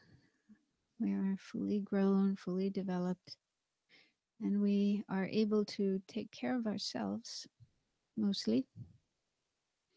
We can live on our own and get the things that we need on our own. So we're not so dependent on others as we were when we were a small child. And the fact that we are grown up and capable of taking care of ourselves like this can lead us to feel somewhat complacent and unaware of how much we are actually dependent on others, how much others do for us. And that can even lead us to feel a bit uncaring towards others. Lack of appreciation, a lack of concern for others, and even not caring about others. Like, oh, I can take care of myself. I can be by myself. I don't need others. And that's actually not true. And it's not helpful to think that way if we want to develop love and compassion and bodhicitta and work for enlightenment for the benefit of all sentient beings. So it's really helpful to contemplate the ways in which we are dependent on others, the ways in which others do provide us with the things we have in our life. So the reality is that everything we have, everything we own, all of our possessions, everything we use, food, books that we read, clothes that we wear, and so on, everything we enjoy, music, movies, going for walks in the park, and so forth, even internet, telephone, and so on. So all of these things come to us from others. So let's just think about food, which is something very basic. We can't live without it, and we eat food every day, several times a day. So just think about the food that we ate today for lunch. So there was bread and vegetables and cheese and so forth. So those ingredients didn't just appear out of space. They were grown originally by farmers. So it starts off with farmers plowing their fields and putting in the seeds and then watering them and taking care of them many months until the crops are produced, wheat, vegetables, fruits, grains, and so forth. So there's a lot of work that is required to grow the food in the first place by the farmers. And being a farmer isn't an easy job. They have to work long hours. Sometimes they have to work outdoors in very difficult conditions, hot sun or freezing cold, rain, snow, being bitten by insects and so on. So it's good to feel a sense of appreciation for the farmers who grow the food that we eat.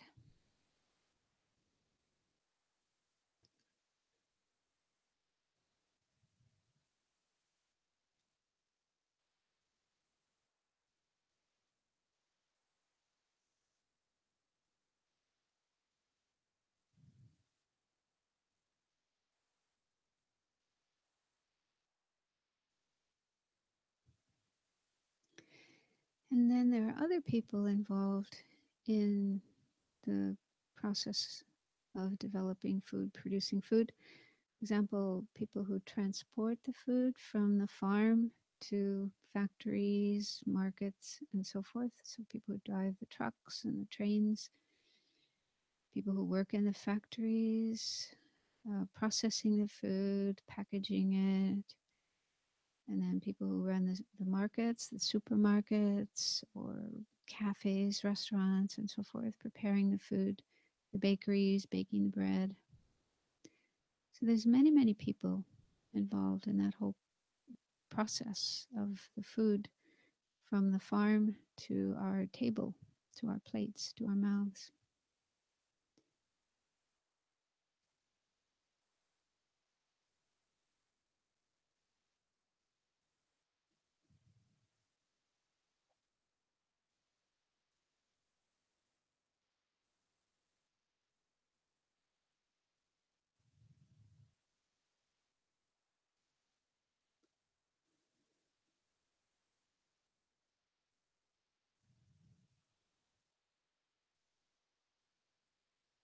And there are even other people who produce the various farm machinery, the tractors, the plows, the trucks, the machinery in the factories and so on to process the food, who build the supermarkets and so on. So if we think about all the people involved in the production of food, making food available for people, it becomes a huge number of people.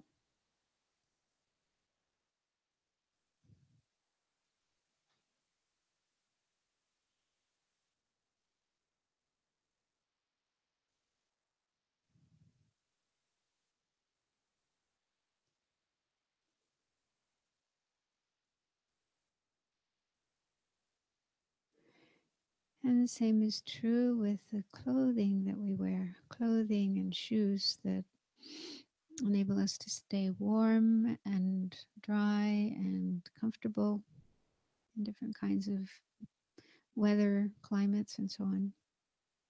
So that is also produced by people. Some of it, for example, cotton, is grown in farms. So there's farmers who grow the cotton, and then other people involved in harvesting it and making it into threads and making it into cloth, making it into clothes, wearable clothes, and then people transporting the clothes from one place to another, people working in the shop selling the clothes, and so on. So you can get a sense of the huge number of people involved in making it possible for us to have clothing.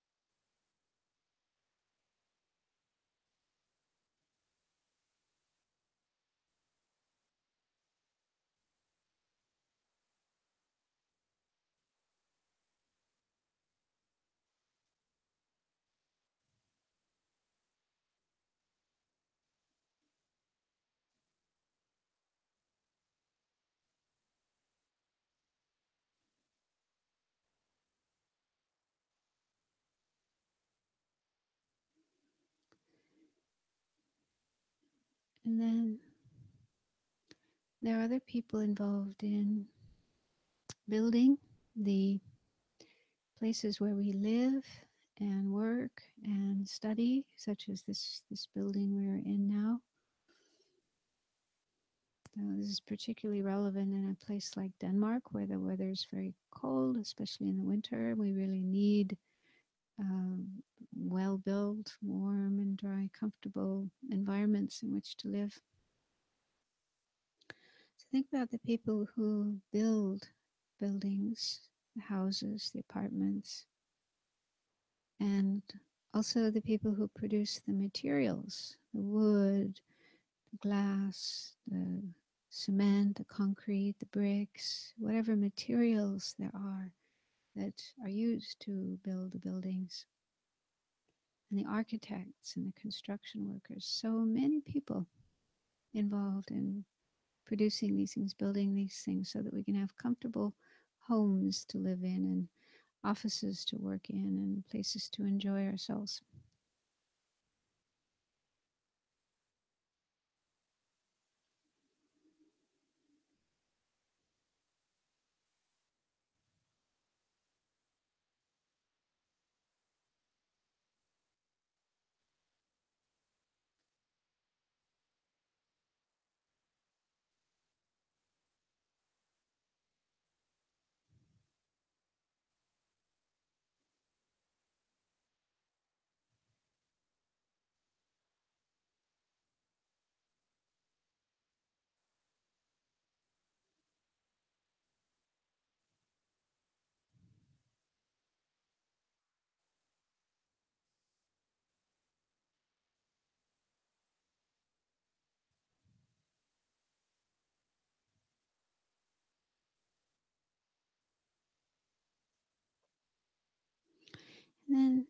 about the things you like to do for leisure, for enjoyment.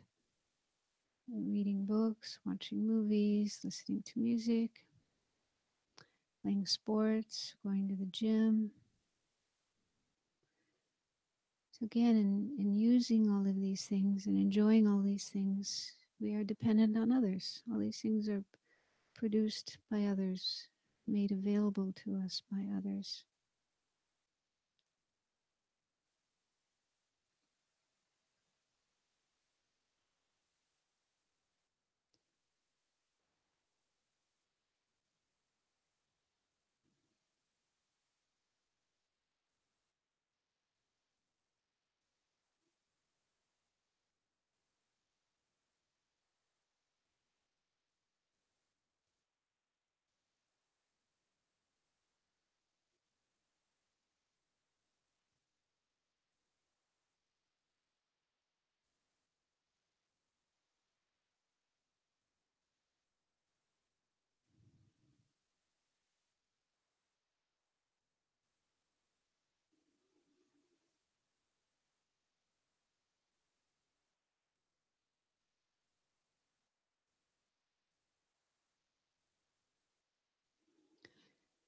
And people often complain about their government. What's wrong with the government, how they don't do things right, they do things wrong, and so on. But that's also something very necessary, something we benefit from. There needs to be government to organize the country, to make laws and make sure the laws are kept and take care of people who don't keep the laws and commit crimes and so on. And build schools and make sure there's good education available for children and adults. And have a postal system and a telephone system and have water and electricity and sewage and so forth. So all these things need to be organized, and it's the government that organizes things. And if there wasn't a government organizing all of these things, life would be very different. It would be totally chaotic. It would be difficult even to get water to drink, have schools to send our children to, and so on. So we benefit from the kindness of all the people who are willing to work in the government and work in the public services.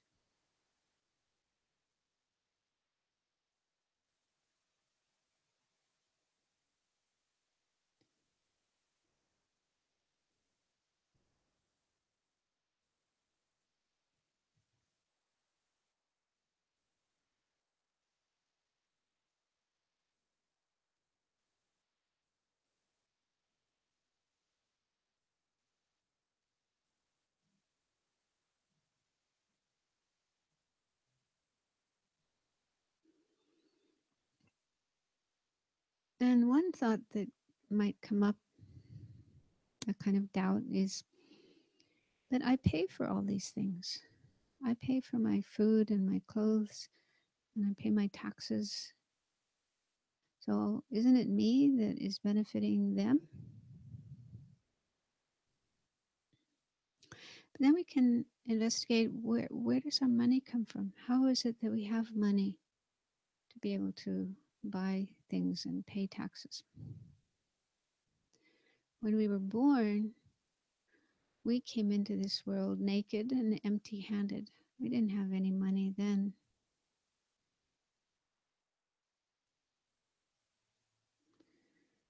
So the money we have now, either we got it from our parents, and that meant, again, we were dependent on them to have money, or we earned it ourselves. We worked for it. But in order to earn money through our own work, we are still dependent on others. We wouldn't be able to get a job if we didn't have an education. So we depend on our teachers and everybody else involved in the education system to have the education, the knowledge, the skills that enable us to have a job. And then We also depend on the boss, the company that hired us and pays our salary. Or if we're in business for ourselves, we depend on clients who do business with us and pay us for the services we offer. So in any way we look at it, the money that we have only comes to us through others. We are dependent on others to have the money that we have, to be able to buy food and so on.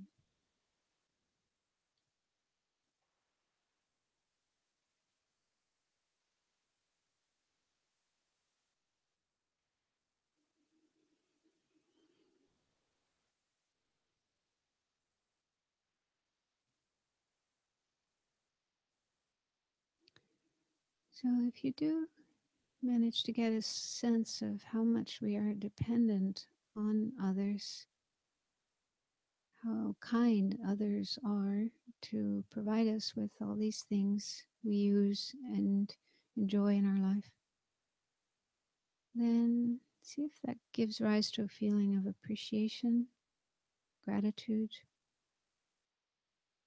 It's a kind of opening of the heart, a softness of the heart towards others. So if you do have that experience, then hold on to it. Just keep the mind focused on it as long as you can. And even if you don't have an actual experience of that, just hold on to the thought, the idea that we are completely dependent on others for everything in our life.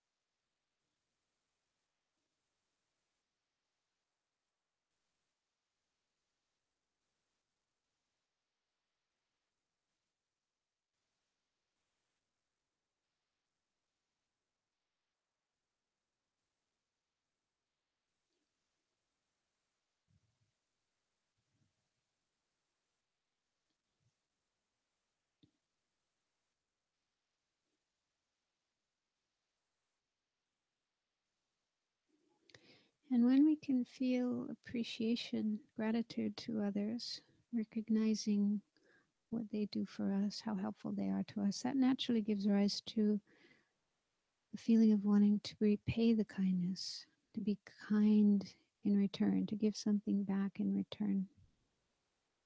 That's a very helpful path to loving kindness, the feeling of loving kindness and compassion for others.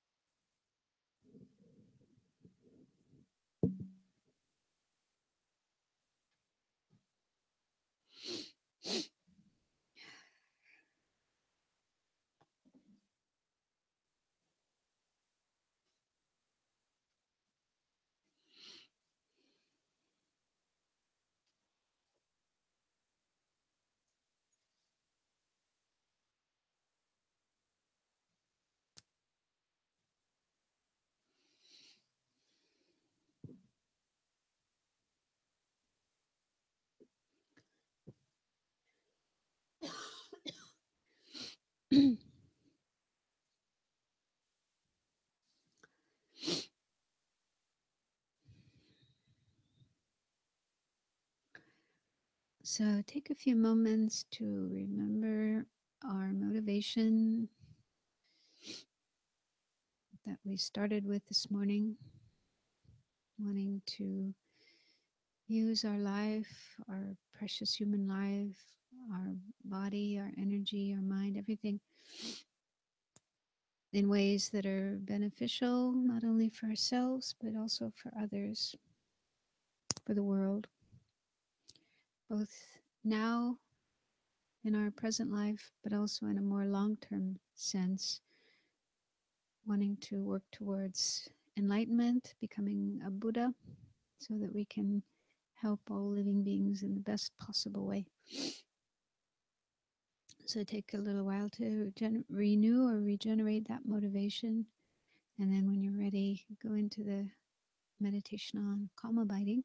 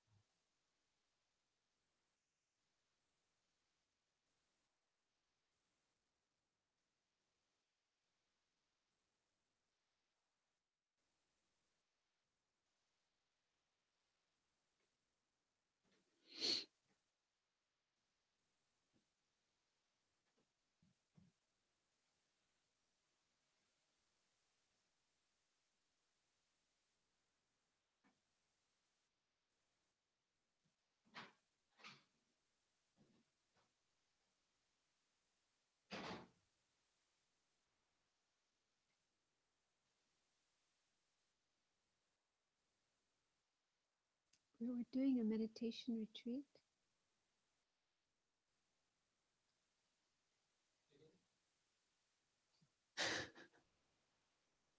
Meditation.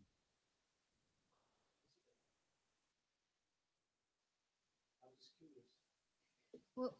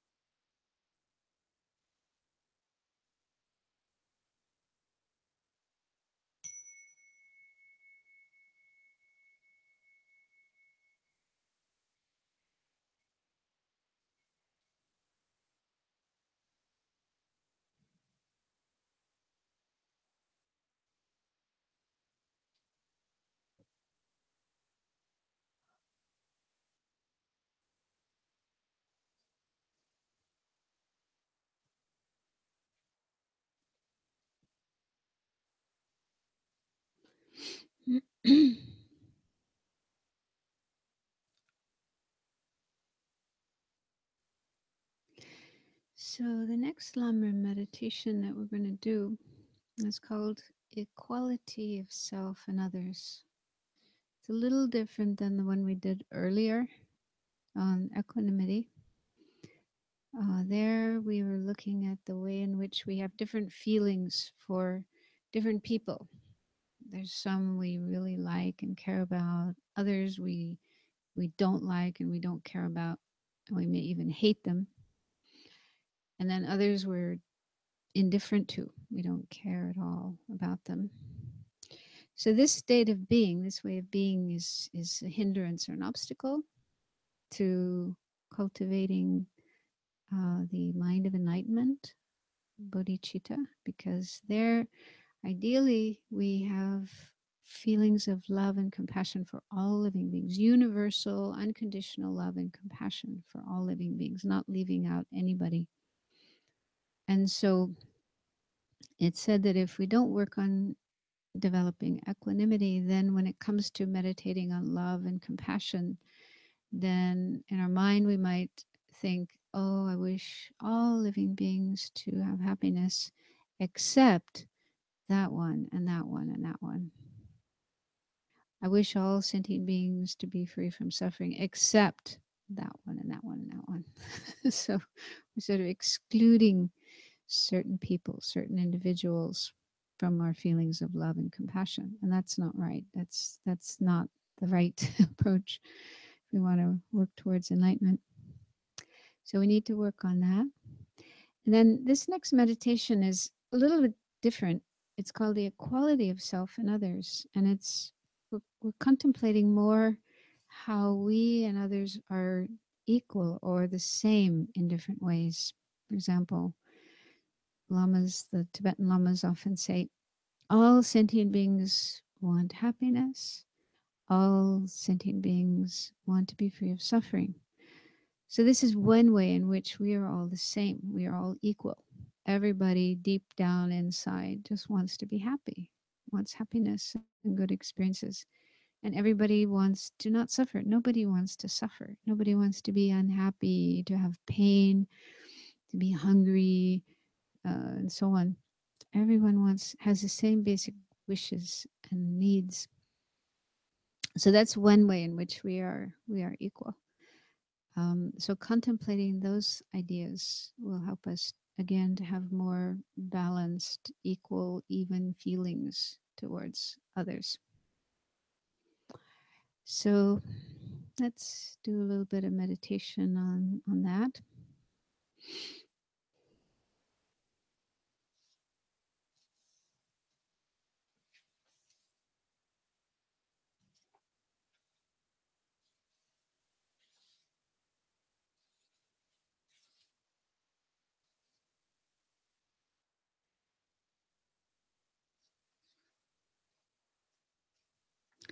So again, be comfortable.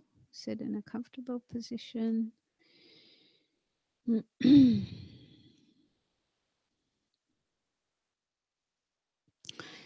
And let's start by going into our own mind, our own heart, and recognizing that inside of us, there's this wish to be happy.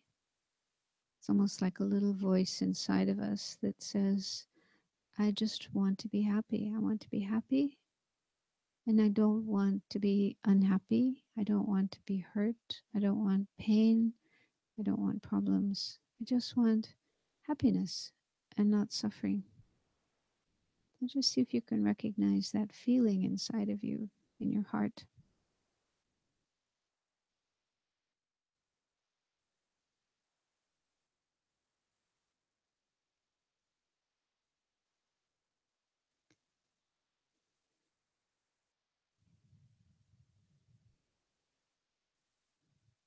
And don't think there's anything wrong with feeling this way.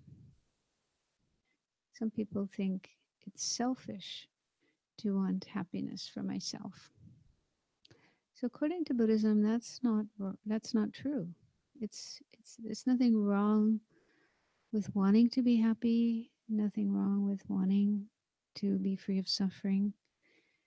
In fact, Buddhism says we should be happy. We should be free of suffering. We shouldn't have to suffer. So it's completely okay and normal and natural to have the wish for happiness and to wish to be free of suffering. So accept that feeling in yourself. Don't judge it or push it away or think it is wrong. Accept it, acknowledge it.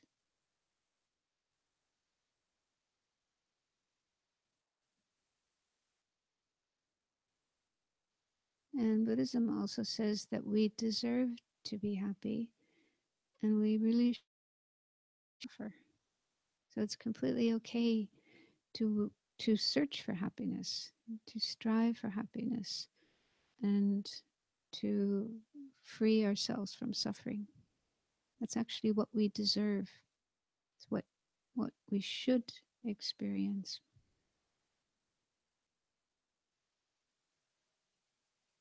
So it's just a question of finding the right ways to be happy and free of suffering.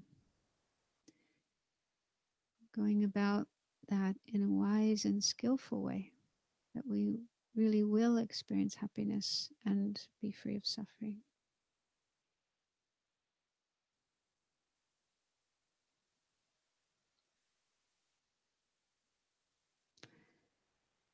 And now bring to mind those three people you thought of in the earlier meditation. Someone you like, a friend, a family member or friend, a loved one. So remember that person who was a little bit on the left side in front of you. And contemplate that that person is just like you. Inside of their mind, their heart is this same feeling that you have. This feeling of wanting to be happy, wanting to not suffer.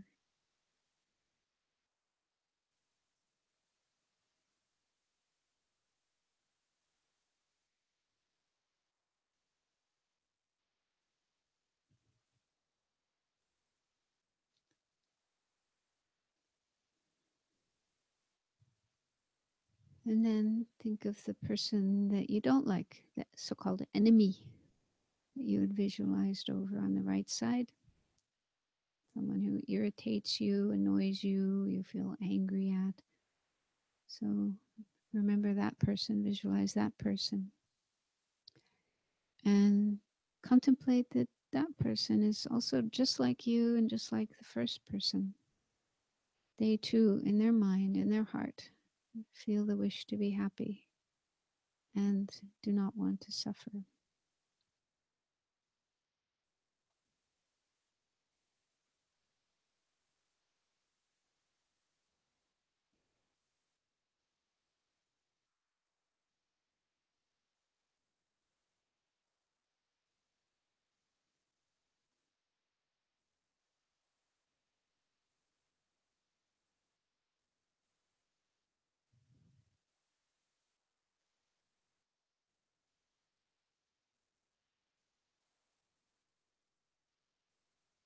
And it may also be helpful to think that whatever this person is doing, even though you may think what they're doing is wrong and bad, and it might be true that they are doing bad things, but still what they're doing is just an attempt to find happiness according to their own ideas of what happiness is. They're just trying to find happiness and trying to avoid suffering.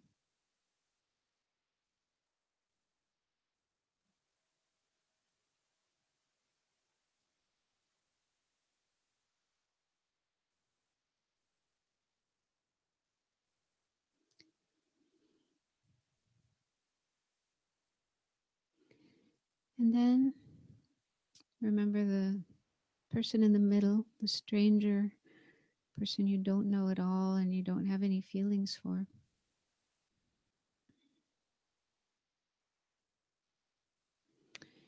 And contemplate that that person too is just like you and just like the other two people. they have within their mind, their heart, the wish to be happy and the wish to not suffer.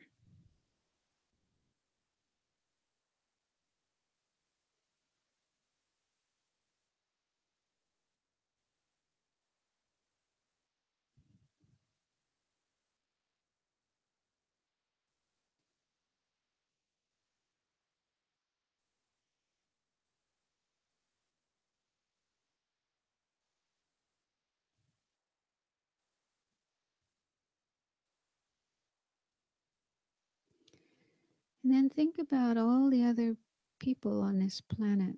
This more than 7 billion human beings. And we all have different nationalities, different cultures, different languages, different religions, or some people have no religion, different ideas, different habits, different kinds of food we like to eat and clothes we wear, and so on and so forth. So there's lots of differences among all of us human beings on this planet. But this is one thing we all share. Every single one of these people has the same wish for happiness and the wish to not suffer.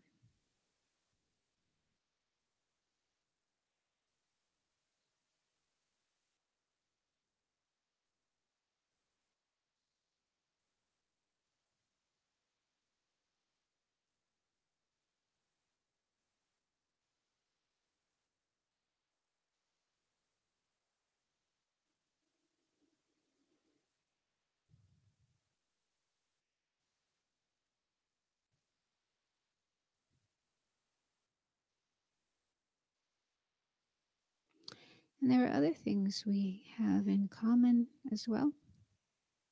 We all have a mind or consciousness. And according to Buddhism, the true nature of our mind, the real nature of our mind, is that it's pure and clear, similar to the sky, clear, cloudless, unpolluted sky, or water, pure water, which has no pollution in it. So we all have within us this pure nature of our mind.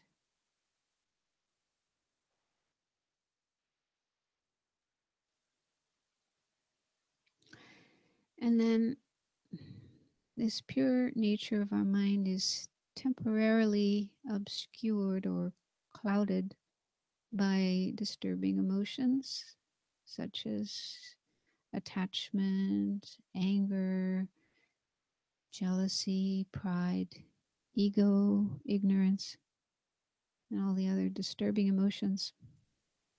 So those are present in our minds, but they're not our real nature. They're not a permanent part of us.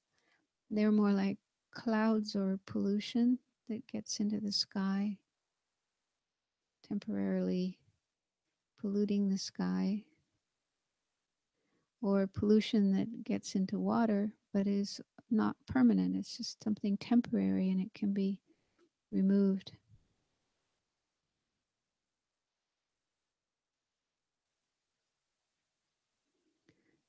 So the things that make us suffer, the things that make us unhappy, that make us do things that hurt ourselves and hurt others, these are not who we really are, not our real nature, our pure nature. They're just temporary problems.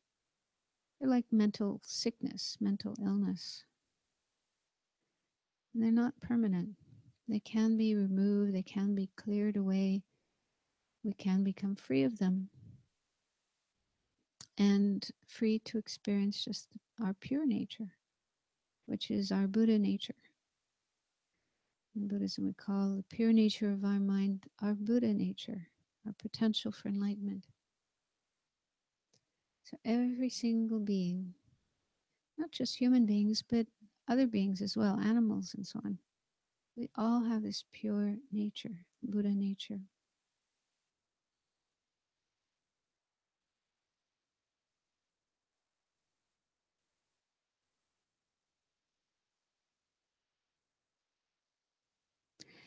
And it might be helpful to try to imagine how a Buddha, an enlightened being, would look upon all of us.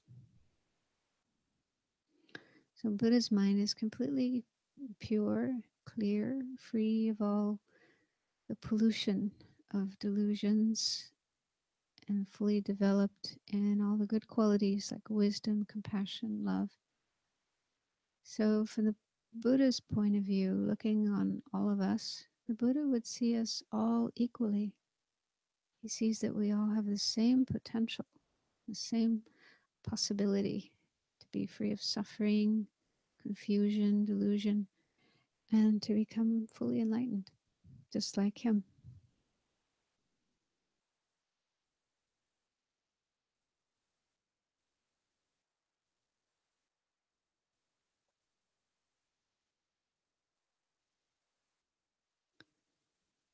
So a Buddha does not discriminate.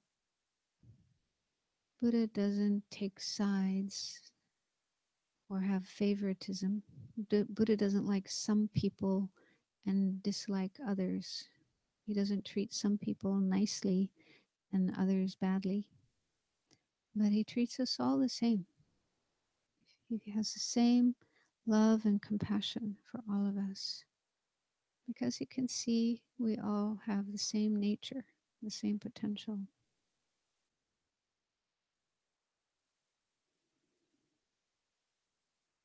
He can see that we are all suffering and we deserve to be free of suffering, and he wants to help us be free of suffering.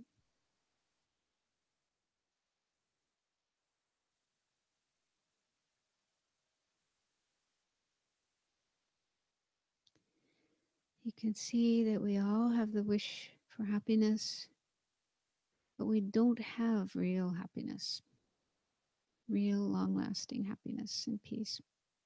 So he wants to help us to find that, to achieve that.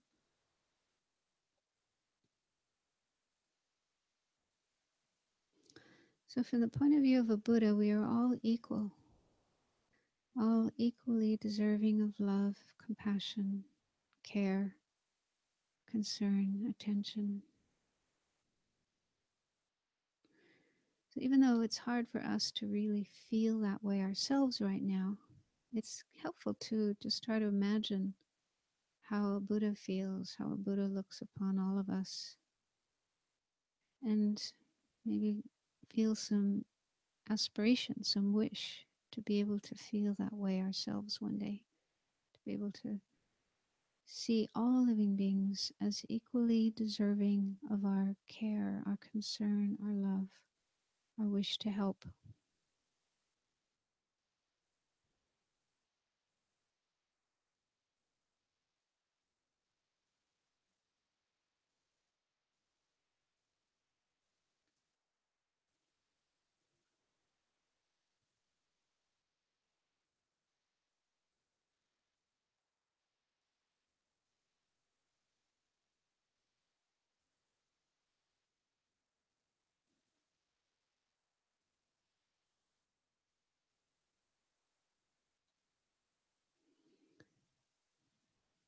So we'll spend the last part of this session doing practice of purification with the 4 powers. So first of all, bring to mind anything you would like to purify. So this could be things you remember having done in the past, maybe harmful, negative things you did in the past to others. Or it could also be things you did today. Maybe you didn't do anything physically negative, but you may have had some thoughts, some states of mind coming up that were negative, feeling angry, wanting to hurt somebody, and so on. So just spend some time thinking about that. What you can bring to mind that you would like to purify.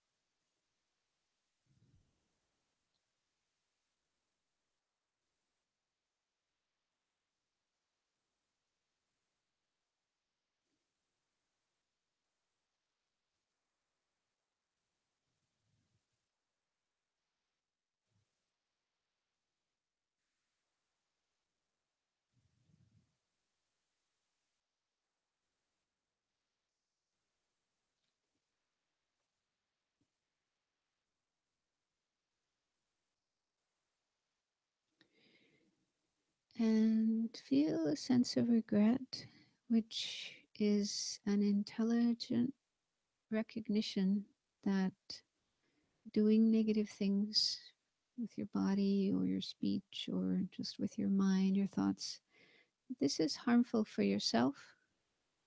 You're creating suffering for yourself. And in some cases, it's also harmful for others, maybe disturbing to others.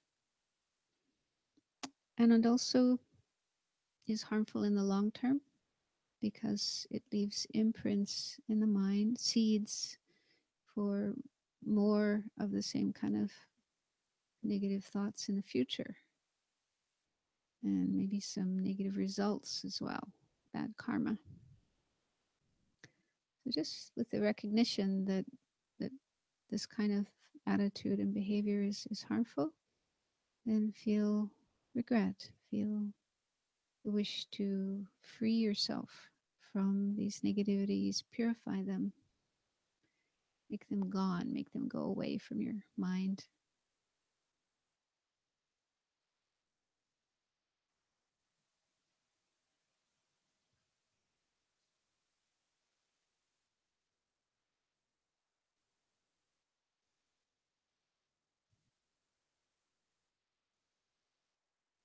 So again, this isn't the same as guilt. It's not a feeling of guilt.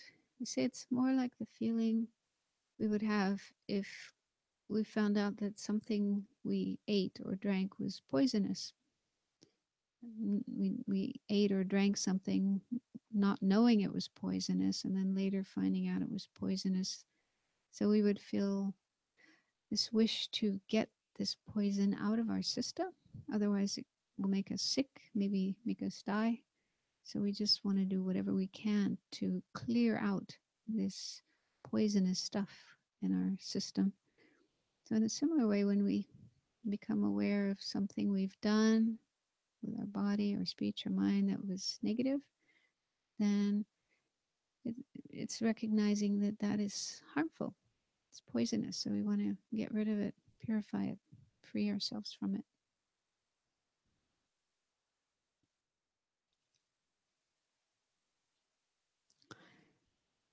And then the next of the four powers is refuge. So if you are comfortable with the idea of taking refuge in the Buddha, the Dharma, the Sangha, the three jewels, then you can remember the image of the Buddha we visualized earlier today in the beginning, visualizing the Buddha in front of us. So remember that visualization, or if it's difficult to visualize, you can just think of the image of the Buddha on the altar, the statue of the Buddha. Just try to feel it's the real Buddha. The real Buddha is there.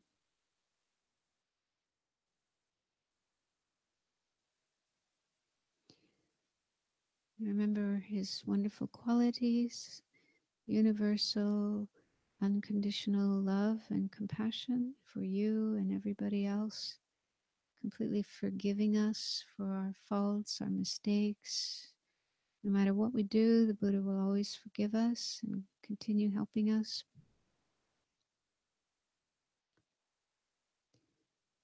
And his wisdom that sees the true nature of things and is never confused or deluded about anything, always seeing things just as they are.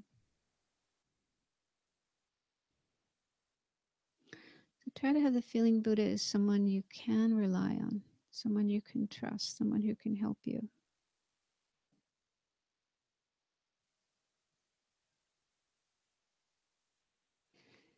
And then just in your own mind, in your own words, just take refuge in the Buddha and ask for his help to purify yourself of negative energy.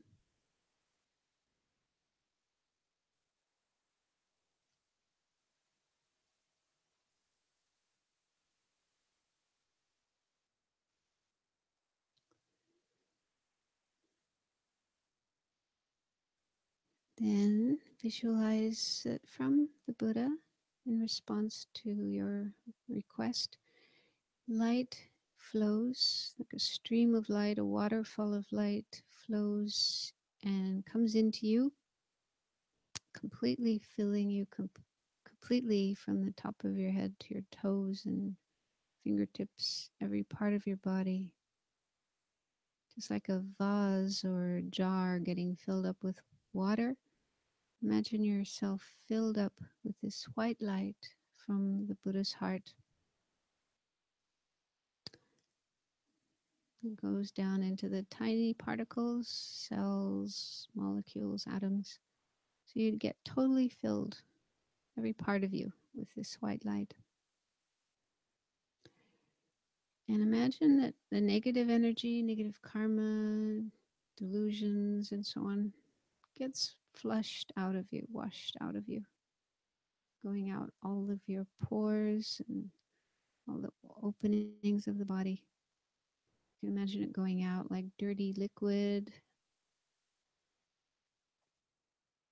and sinking into the earth, disappearing into the earth beneath us. I just feel you're getting completely cleansed, purified of all negative energy.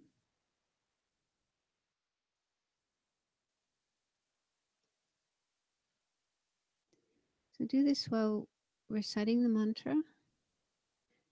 So let's recite the mantra out loud together a little while, and then we can continue silently on our own for a little while. Taya ta om mani mani maha manaye soha. Taya ta om mani mani maha manaye soha. Taya ta om mani mani maha manaye soha. Taya ta om mani mani maha manaye soha. Taya ta om mani mani maha manaye soha. Taya ta om mani mani maha manaye soha. Taya ta om mani mani maha manaye soha. Taya ta om mani mani maha manaye soha. Taya om mani mani maha manaye soha.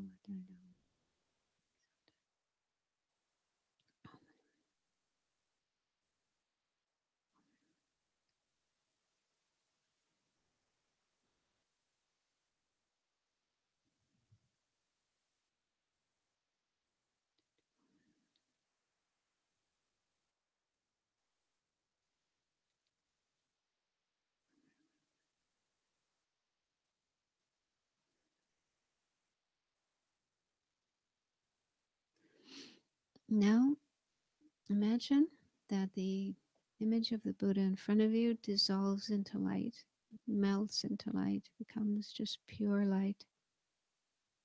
And then that light comes and absorbs into you.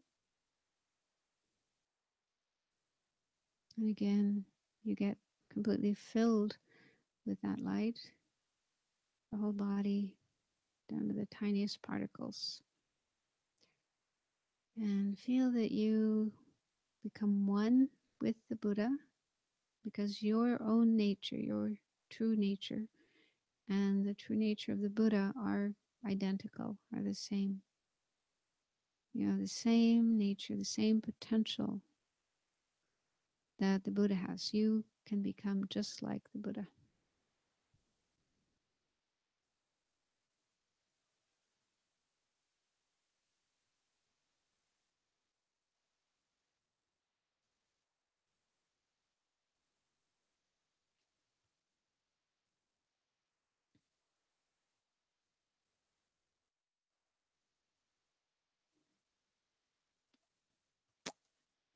And if you wish to and able to, you can imagine yourself becoming the Buddha.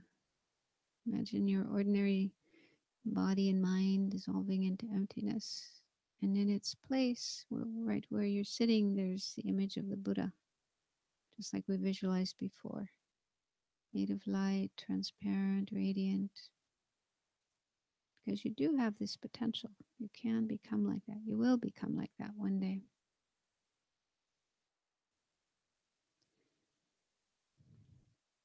And imagine light going out from you, just like rays of light going out from the sun in all directions, going out to all the other people and all the other living beings in the world, in the universe, and filling them with light so they get purified, their mind gets transformed, they come to realize their real nature, and then they become Buddhas as well.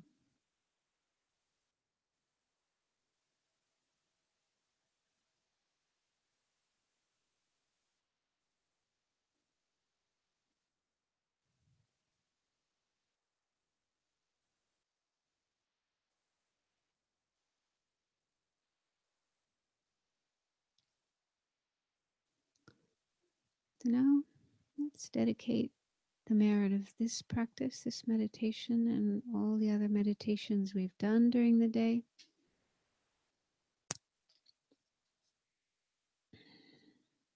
So the dedication prayers at the end of the little booklet that we started with this morning. So we're dedicating the merit to do in reality what we just imagined, what we just visualized, becoming a Buddha and helping all living beings become Buddhas as well.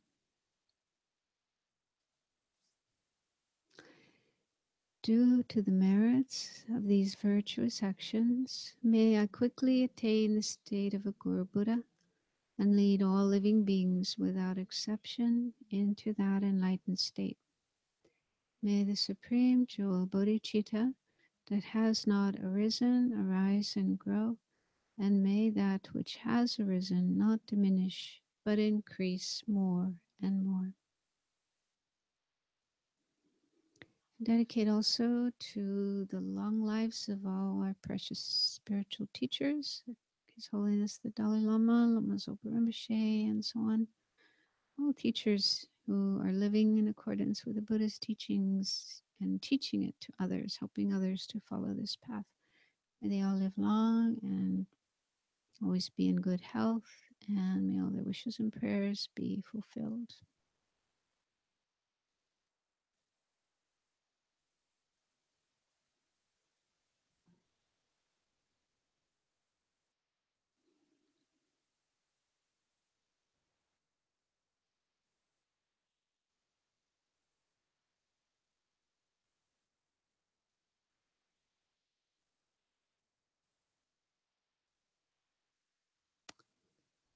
Okay, so